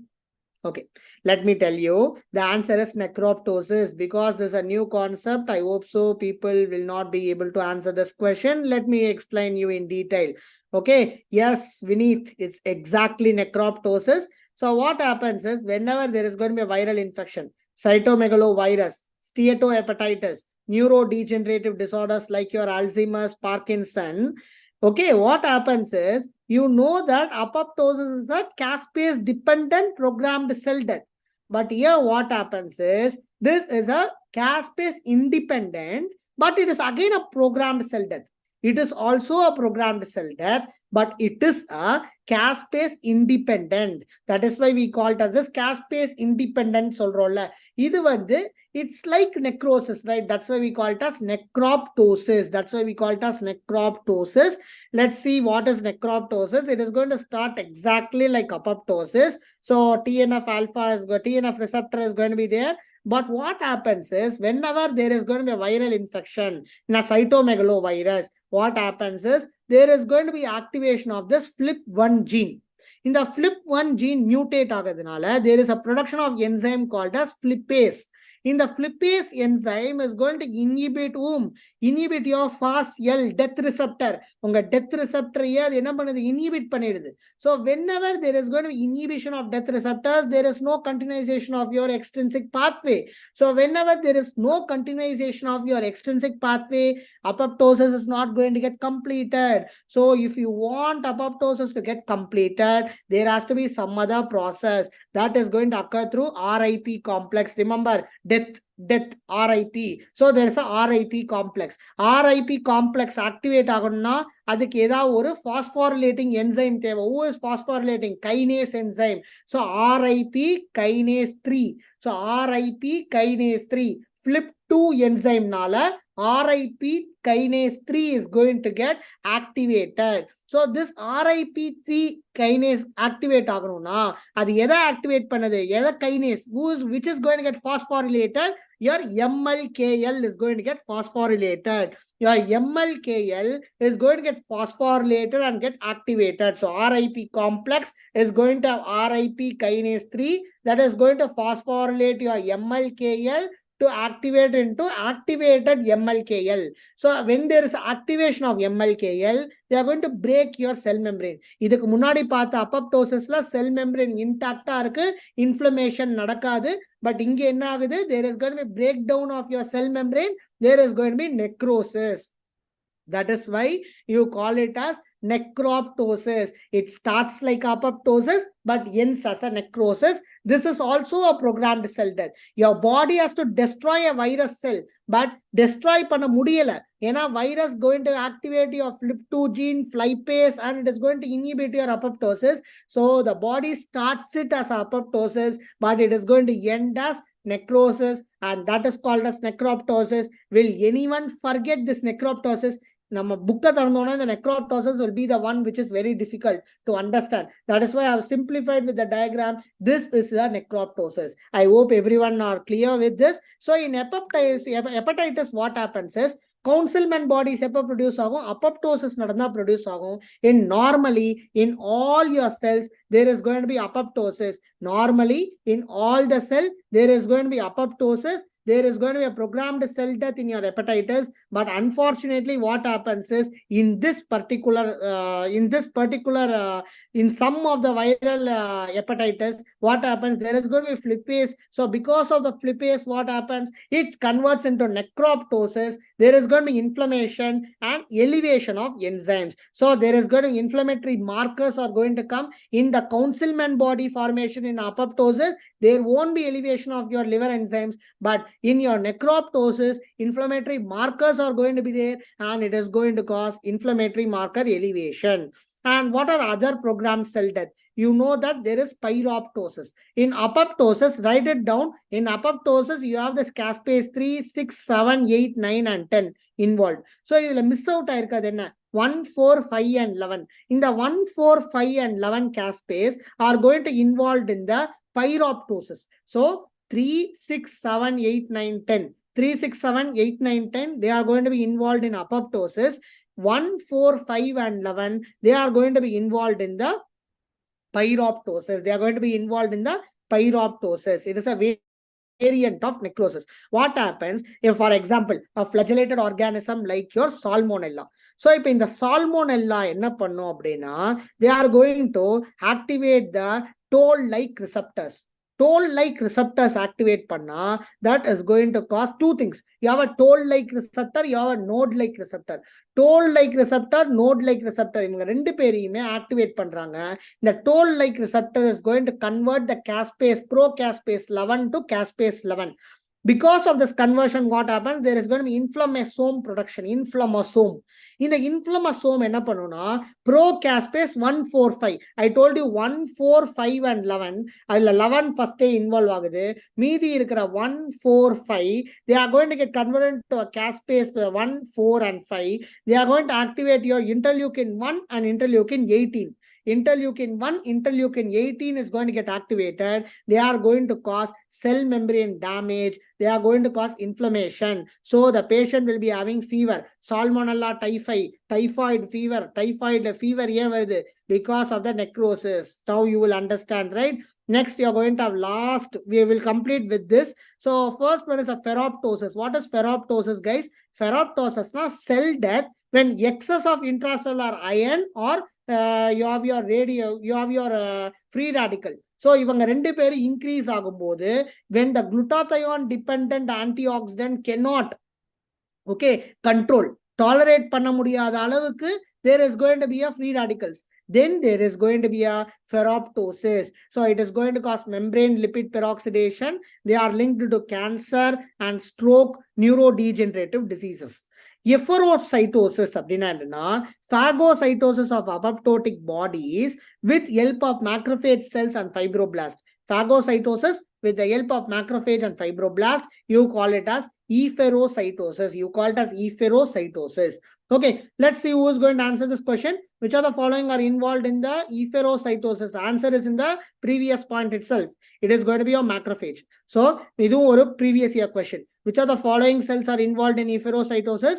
Macrophages are involved in the efferocytosis. Let's see who's go. Let's see. I think answer is already given. So the following is a useful marker to detect the given process. What is this process? Can someone tell me? What is this process? What is this process called as? Let's see who is going to answer this. Vineet, Sugashni.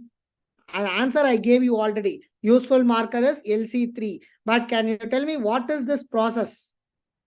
Sugashini, Vineet, Abhishek Kannan, Babu Raj. Can you answer? Let's see who is going to answer. Yes, this is your autophagy. This we saw in the 4th or 5th slide. What is autophagy? Autophagy is eating the cell, eating the cell of our own body. Okay, that is called as autophagy. For this only in 2016, Nobel Prize was awarded for Yashinori. Yashinori got 2016 Nobel Prize because of talking about this autophagy, because of understanding and because of publishing a paper on autophagy, she got Nobel Prize. So let's see what happens in autophagy, guys.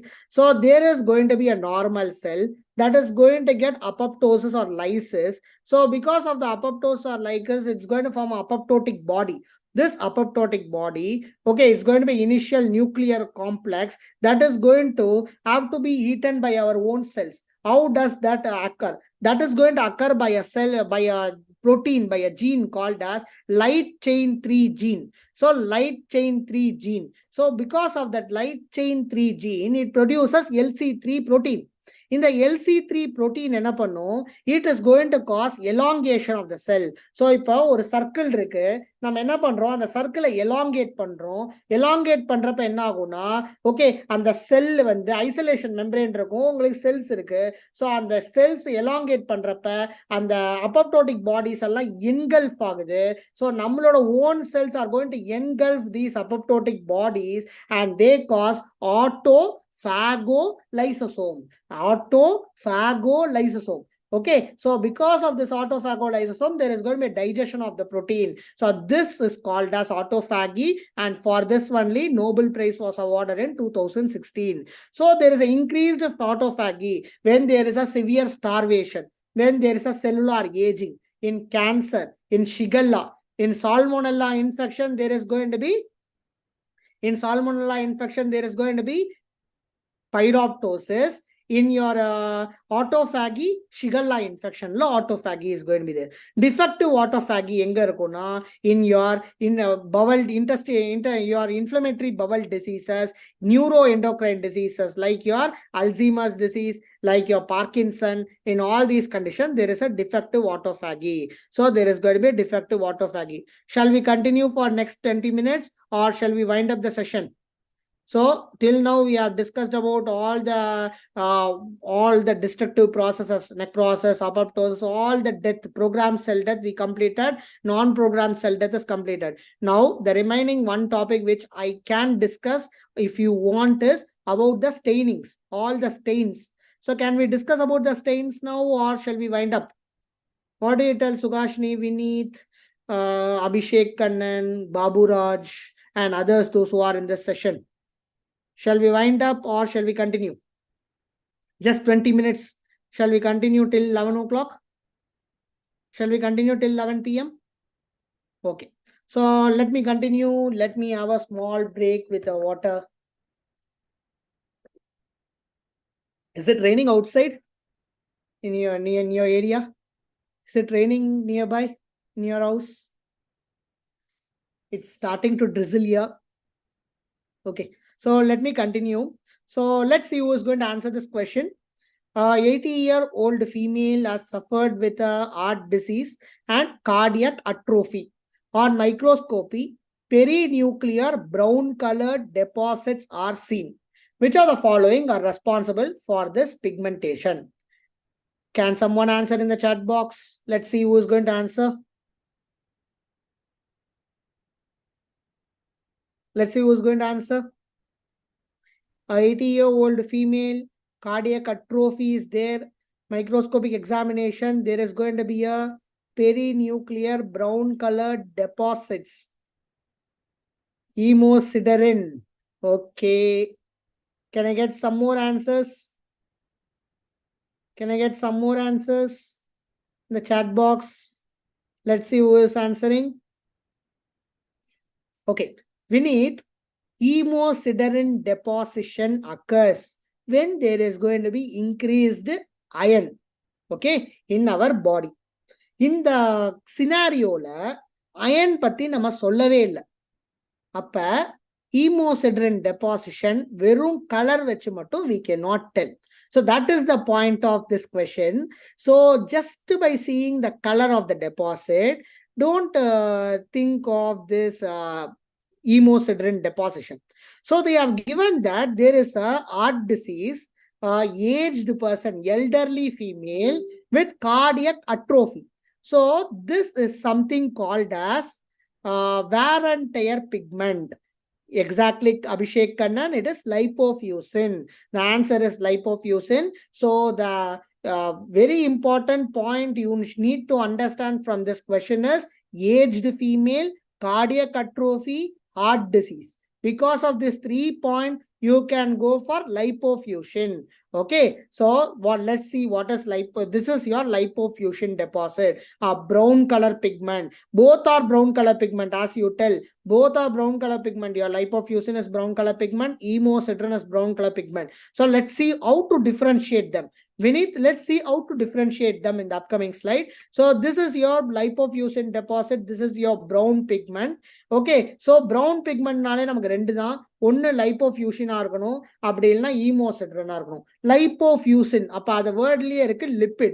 அப்ப லிப்பிடா இருந்தா it should be fat, right? அப்ப fat வந்து இருக்கணும். Okay, lipofuscin deposition, it should be a fat deposition. How to confirm whether it is a fat deposition? By giving a oiled red O stain. When you're going to put this oiled red O stain, that is going to have a pigmentation, that is going to give a color like this. Okay, it is going to give a color like this, a red color. That is going to confirm that there is a lipofuscin deposition and not hemosiderin deposition. Now understand what are the different stains you use for fat. Oil red O, Sudan black, long Zine-Nelson stain. If you ask me what is the most common stain used, it is going to be oil red O. Oil red O the most commonly used. But if you ask me which is the best stain for fat, in the reverse direction, it is the first one is going to be long Zine-Nelson stain. That is the very best stain for fat, followed by Sudan black, followed by oil red O. Again, this is a controversial statement. Remember, two important line I am telling. Which is the most common stain used? That is your oil red O. Which is the most common, which is the best stain for fat? That is going to be long Zine-Nelson stain, followed by your Sudan black, followed by oil red O. Okay, if you suspect iron, okay, if I suspect lipofuscin, what I am going to do with the history, I am going to suspect whether it is a lipofuscin or whether it's a hemosiderin. Lipofuscin, I am just going to put oil red O. I am going to see whether it is going to be staining red in color. If I am suspecting a hemosiderin deposit, I am going to put a pearl Prussian blue stain. I am going to put a pearl Prussian blue stain. So if there is going to be a bright blue color staining, that is going to be your ferric iron. That is going to stain bright blue in color. Bright blue in color. Okay, va? Now, fat engala irukum. எங்கெல்லாம் நம்ம fat laden cells நம்ம பார்க்கலாம். So ஒன்னு lipofuscin, அது elderly people. வேற எங்க we can see this fat laden cells? You can see number 1 in alcoholism, number 2 cholesterol or cholesterol esters. Okay, so cholesterol and cholesterol esters, they are going to be appearing fat laden cells. You can see in the xanthoma, you can see this in the strawberry gallbladder, atherosclerosis, name and pick. Do you remember that Niemann-Pick disease? Yes, that are going to be glycogen storage disorder, guys. Biochemistry. Last year, you have passed your biochemistry exam where Niemann-Pick, Gaucher's, Hunter's disease, all this would have been haunting you, right? That Niemann-Pick only, that will be having a fat laden cells. Okay, so iron overload in the condition la agum. Engallam neenga hemosiderin paakalam. Patient with thalassemia. Thalassemia, you're going to do a repeated blood transfusion. Because of that, there can be iron overload, number one. On biopsy of the liver, by applying a Pearl's Prussian blue stain, all your ferrocyanide, so on the Persian blue ferrocyanide, that's ferric ferrocyanide convert agum. And the ferric cells, you're going to see bright blue in color. That is one we are going to see ferric cells, which is going to see bright blue in color. Okay. Let's see who's going to answer this question. Biopsy of myocardium, 86-year-old man is given. Which of the following is fact? False.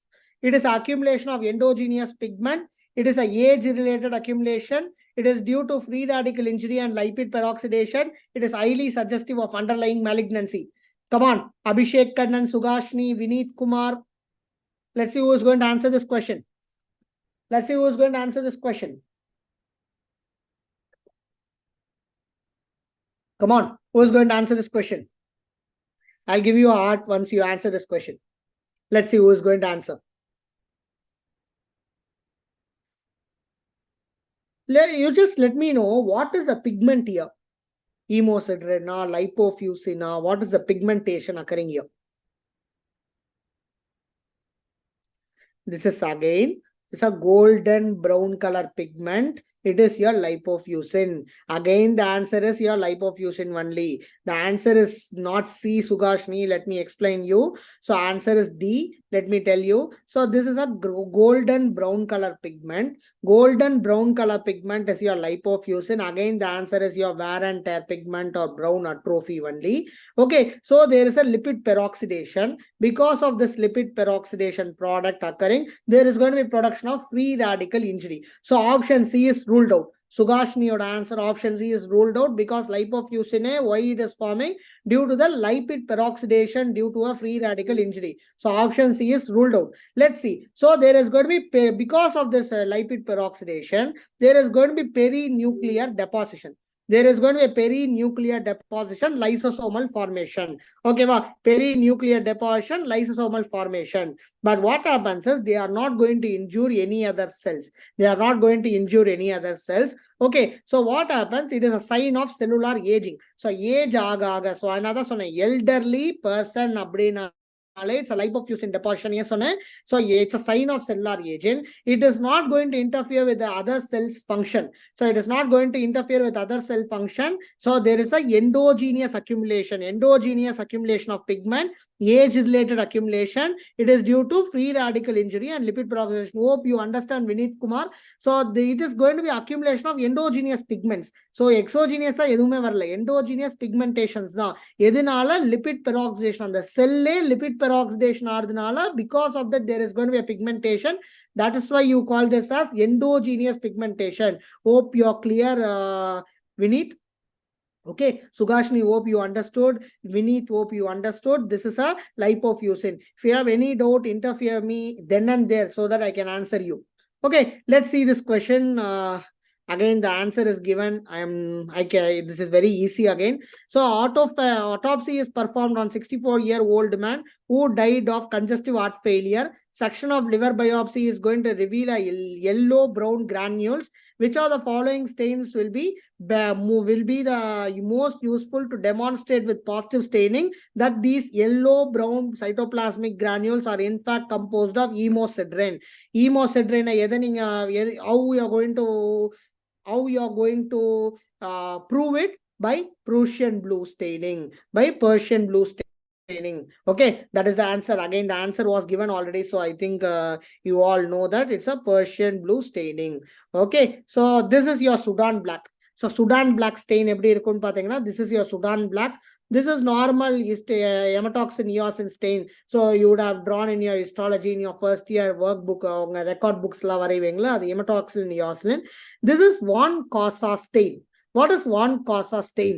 That is going to stain your calcium deposition. So calcium deposition, which is going to stain, that is one causa stain, black color deposits. Okay. And what is going to be black color deposit of calcium? That is going to be one causa stain. And alizarin red. Alizarin red is again a stain used for calcium deposit, but as the name suggests, it is going to have a red color staining.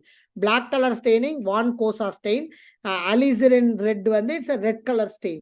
Okay, both are going to be calcium deposit. Now tell me, a child is bought by his parents. He has a hepatomegaly and hypoglycemia. Parent says he has a recurrent attack of hypoglycemia. Even after giving epinephrine, blood glucose was not raised.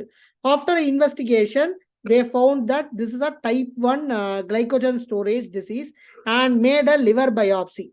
Which stain should have been used? Let's see who is going to answer this question. Let's see who's going to answer this question, guys. Come on. Let's see who is going to answer this question.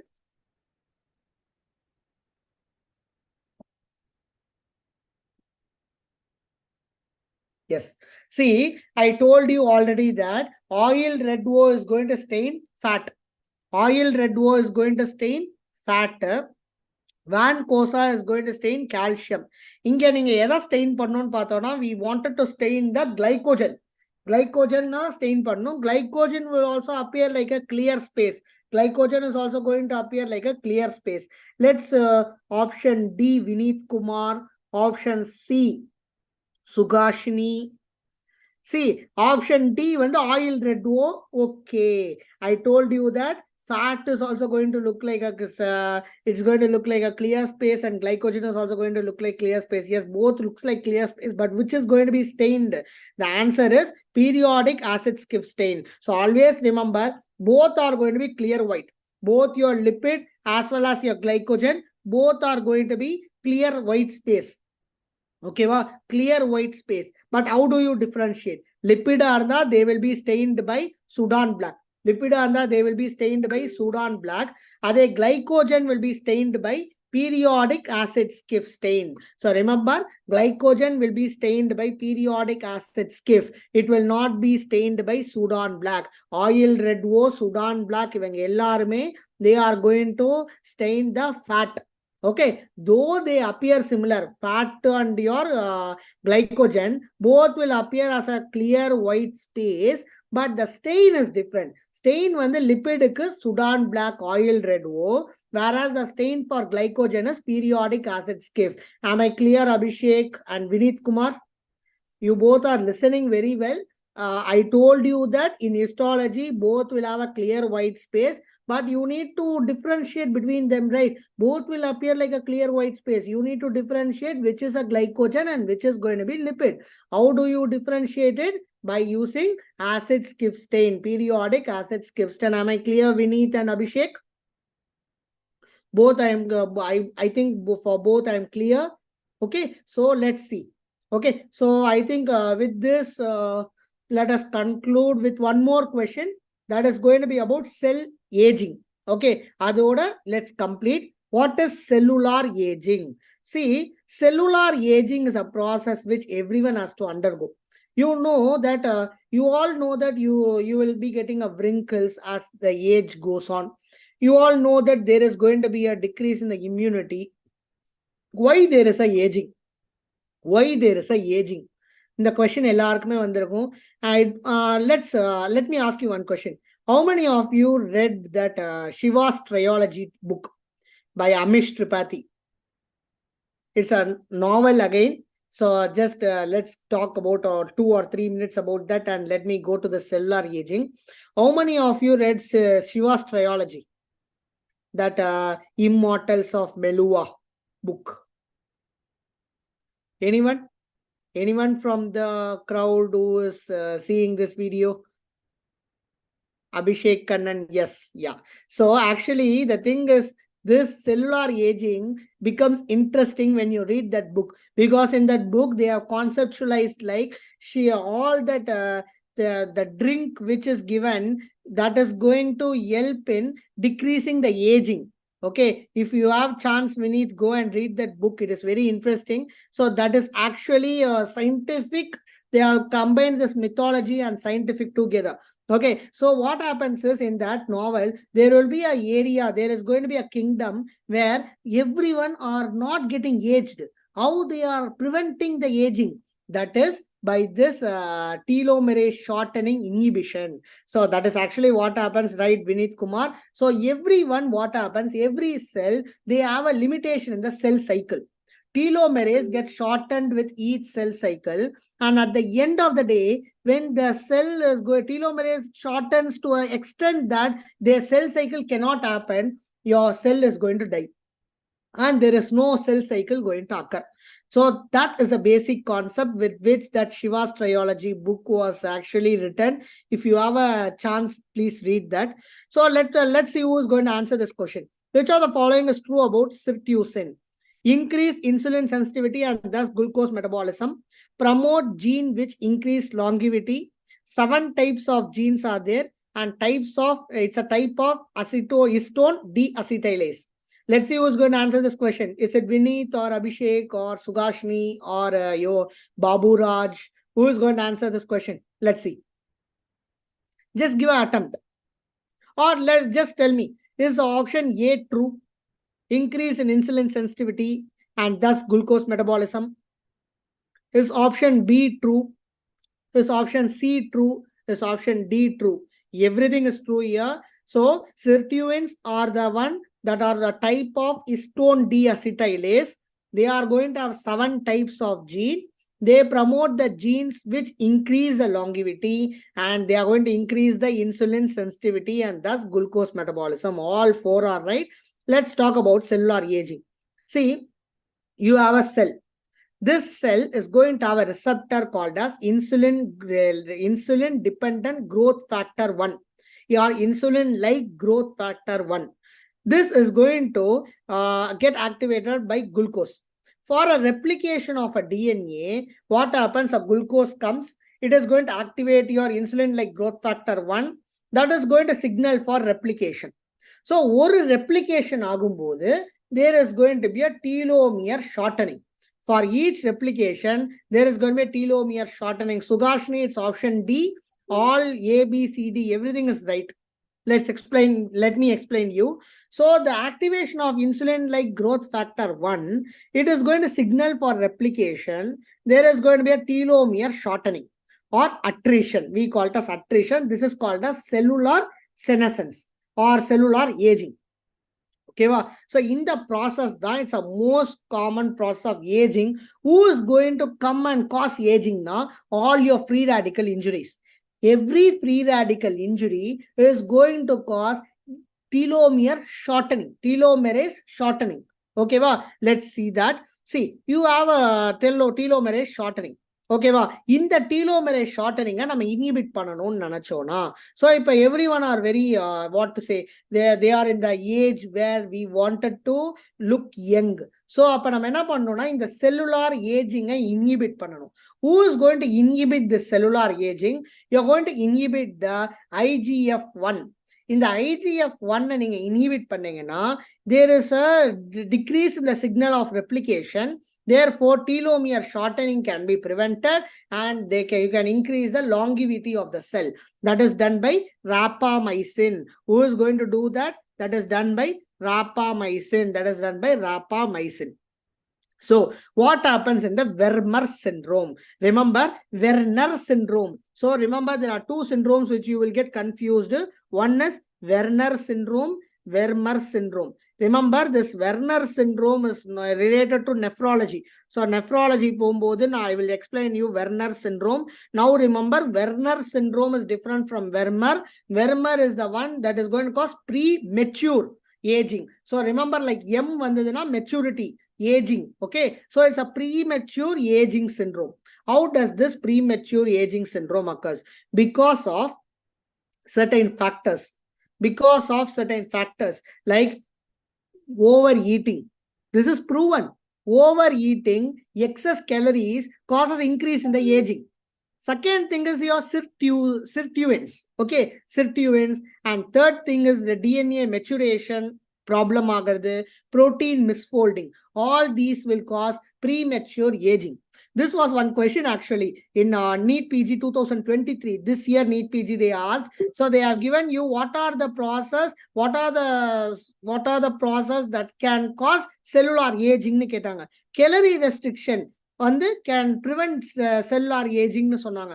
No one wrote this answer. Only 20 to 30% of people wrote this answer. This one question changed the life of the person, because even a one extra question, if you're going to answer it right, that is going to cause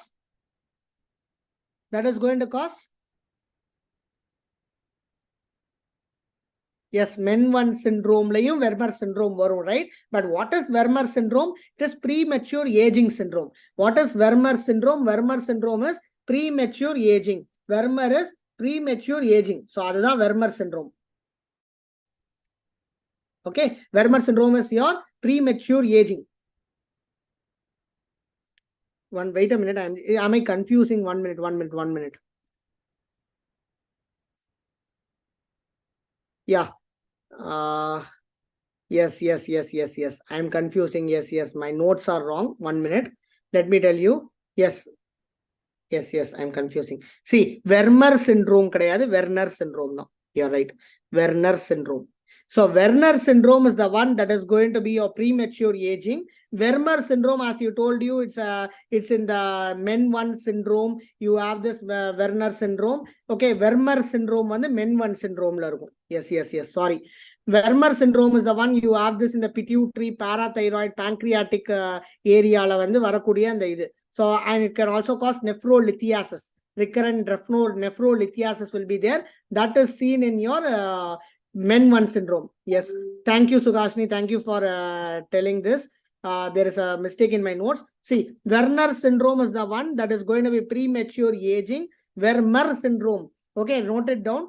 The Werner is a men 1 syndrome. It causes nephrolithiasis. That is Werner syndrome. Werner, it's a premature aging syndrome. Werner is a premature aging syndrome. So there is going to be calorie restrictions will be delaying your aging. Sirtuins will be delaying your aging. DNA maturation inhibitor can prevent the cellular aging, and protein misfolding a diagnose pandrathu, it can prevent the aging. Okay, wow. So what is this sirtuins? Let's see about the sirtuins. Sirtuins are the one that is coded by SIRT1 and 2. SIRT1, 2. They are coded by your sirtuins. Most common sirtuin is going to be 6. But there are 7 types. Actually, there are 7 types. But 6 is the most common. Okay, SIRT6 is the most common. Type of NAD dependent histone acetylase. It's a type of, this what we have given. So it's a type of histone deacetylase. Okay, and it is going to cause increase in the insulin sensitivity and decrease in the cell death. There is an increase in the cell repair, and there is going to be activation of your telomerase. Telomerase enzyme shortens your telomere. Telomere shorten ஆகும். ஓகேவா? So telomerase enzyme வந்து it is going to, telomerase is going to lengthen your telomere. So அந்த telomerase enzyme illana, that leads to shortening of your telomere. Normally telomerase enzyme is going to lengthen your telomere. Whenever there is going to be absence of this telomerase enzyme activation, that leads to shortening of your telomere. So sirtuins yaar activate பண்றாங்கன்னா red wine. Have you ever seen this heroines and all? So usually heroine and beautician, those who are very concerned about beauty, they may take red wine. Have you seen? This red wine is actually having this sirtuin molecule. In the sirtuin, activation will be helping in decreasing the aging process. That is why sirtuins are taken. That is why sirtuins are, red wine is consumed by. But remember, red wine's ultava, it can cause liver damage and can cause cell death. It can cause liver failure. So remember, red wine is not a solution for your decreasing the cellular aging. So let's see who is going to answer this. Which of the following is not true regarding aging? Let's see who is going to answer this. Which of the following is not true regarding aging? Telomere shortening is associated with aging. Correct? Yes. Free radical damage theory is most widely accepted theory of aging. Yes, it is correct. Sirtuins prolong lifespan by increasing metabolism. Sirtuin is going to prolong the life But by how? By decreasing the metabolism. It is not going to increase the metabolism. It is going to decrease the metabolism. Calorie restriction will prolong the lifespan. Actually, what happened is, this was the NEET PG question. Many wrote this calorie restriction will prolong lifespan as the right answer, because sirtuin prolong the lifespan, but by decreasing the metabolism. It is not increasing the metabolism. Okay, sirtuins increases only glucose metabolism, but overall it is going to decrease the metabolism. It is not going to increase the metabolism. So answer as pointed by Vineet Kumar, it is option C. It is option C. Let's see about this telomere in detail. So telomere and A-flick limit. This was the theory paper which was published. So telomere, what happens is, they are going to be a short stretches of DNA, end of your chromosome. So they are going to be progressively getting shortened after every cell division. They prevent the fusion and they are going to degrade the damaged chromosome. This is the action of your telomere. So what is this A-flick limit is, in the newborn itself, okay, you have kept some limitation. That is 40 to 60 times only you can have this cell cycle. After that, no telomere will be there. So there is going to be fusion and degradation of your chromosome. That is called as your cell aging. This is given by A-flick limit theory. A-flick limit theory. This is a published paper. So let's see this Werner syndrome, the one which confused me. It's not Vermeer, it is Werner, as pointed by Sugashni. It is Vermeer, kadayadu, Werner. Vermeer, men syndrome. You see that men syndrome. Enga you will be seeing that men syndrome. Where you will be seeing that men syndrome? Of course, yes, men syndrome. You will be seeing nephrolithiasis. Okay, men 1 syndrome. That is going to be your Vermeer. But Werner, if you're going to ask me, that is going to be a premature aging. Werner is nothing but it is premature aging. So this is actually the first published paper. Add a teenager. So this is a teenager who looked like a suddenly who changed into a aged person because of Werner syndrome. Okay, so the answer is going to be Werner syndrome. Okay, so which of the following contribute to the immortality of cancer cell? Let's see who is going to answer this question. Which is going to contribute to the immortality of cancer cell? Which is going to contribute to the immortality of cancer cell? Let's see who is going to answer this question. Let's see who is going to answer this question. Which of the following is going to contribute to the immortality of the cell? Which of the following are going to contribute to the immortality of the cell?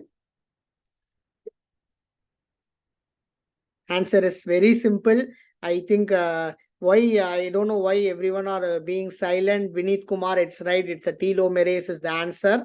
Okay, so telomerase is the answer. So can we complete the calcification or let's close with this? Let me go based on your comments. Shall we complete with this or shall we go into calcification? Shall we continue with calcification?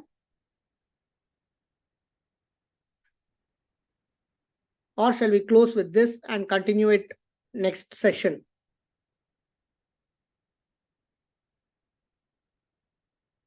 Calcification, not dystrophic metastatic calcification. About that we will be seeing. It will take another 15 minutes. It will take another 15 minutes. If you're okay with, let's start with that. Otherwise, let's stop with this cellular aging. Can we continue or can we stop with this? Tomorrow. Okay, fine. So I hope so. I have given some justice for this 2-hour session which you are sitting and you are listening. I'm very sorry about that one particular thing which keeps on confusing not only me but everyone. So Werner syndrome, always remember that is the take-home message today. Werner syndrome, it's going to be men 1. Werner, it is going to be the one that is going to cause cellular aging. That is going to cause cellular aging. This you should never forget. Even I will never forget in my life. Okay, thank you so much. Give your true feedback in my PC. I think everyone have my number. If you don't have my number, I'll just share it in the chat. Okay, so you can just put a message in this number, can just give you a good feedback. If you are good, honest review, you can give me so that I will just correct it. Maybe in the next session, let's have a discussion on, let us complete even inflammation and other topic also. So today we have completed one full chapter, guys. So every week or every fortnight, we will just complete. Every fortnight will be too late. Okay, every week let's try to cover one chapter so that it will be helpful for you to write your exam. Okay, so you can expect your exam timetable very soon. So start revising, start reading. Pharmacology also we will be trying to cover in this week. Okay, thank you so much, guys. Have a wonderful night. Just try to revise whatever we read today so that it will be helping you. Okay, thank you. Between, if you want introduction about me, yes, I'm Dr. Raghu. We started this Medusane in 2020 with faculties, and after completing my internship, I am also trying to share the knowledge, share the subjects whichever I read with you all, so that it will be like, see, when a faculty takes, it is going to be a very nice. These are the revision session which I think I myself can be taking. That's why I'm just revising. If there is any mistakes, let me know. I am also like a student like you who is preparing for my NEET PG. So these sessions are going to be like, these are prepared just for your benefit, for my benefit. So there are many faculties who are coming forward to take classes, but then what happens is we cannot have many sessions or in a frequent intervals. Since exams are nearing, sometimes revision alone I will be taking. So I hope so I'm serving a justice for the people who are sitting for 2 hours. I think 2 hours the you people have sat, and I think many have also answering in the chat box. So thank you so much for listening, and we will try to cover more topics. We will also cover pharmacology and microbiology in the upcoming sessions. Thank you so much. Thank you once again. Yeah, university exam date probably. Let's see, because your seniors 2020 batch got their exam dates in the November to or December, I think, but then they have postponed it. So most probably in upcoming 1 or 2 weeks, you will get your timetables. Second year and third year will get your timetable. Let's hope for the best. Let's have hope for the best, like 1 or 2 months. If it is there, we will try to revise it. Okay, thank you so much, Vineet. Thank you so much, Sugashni, Abhishek, Yoga. There was one person, Babu Raj, and then Noorian Begum. Everyone, thank you so much. Thank you so much.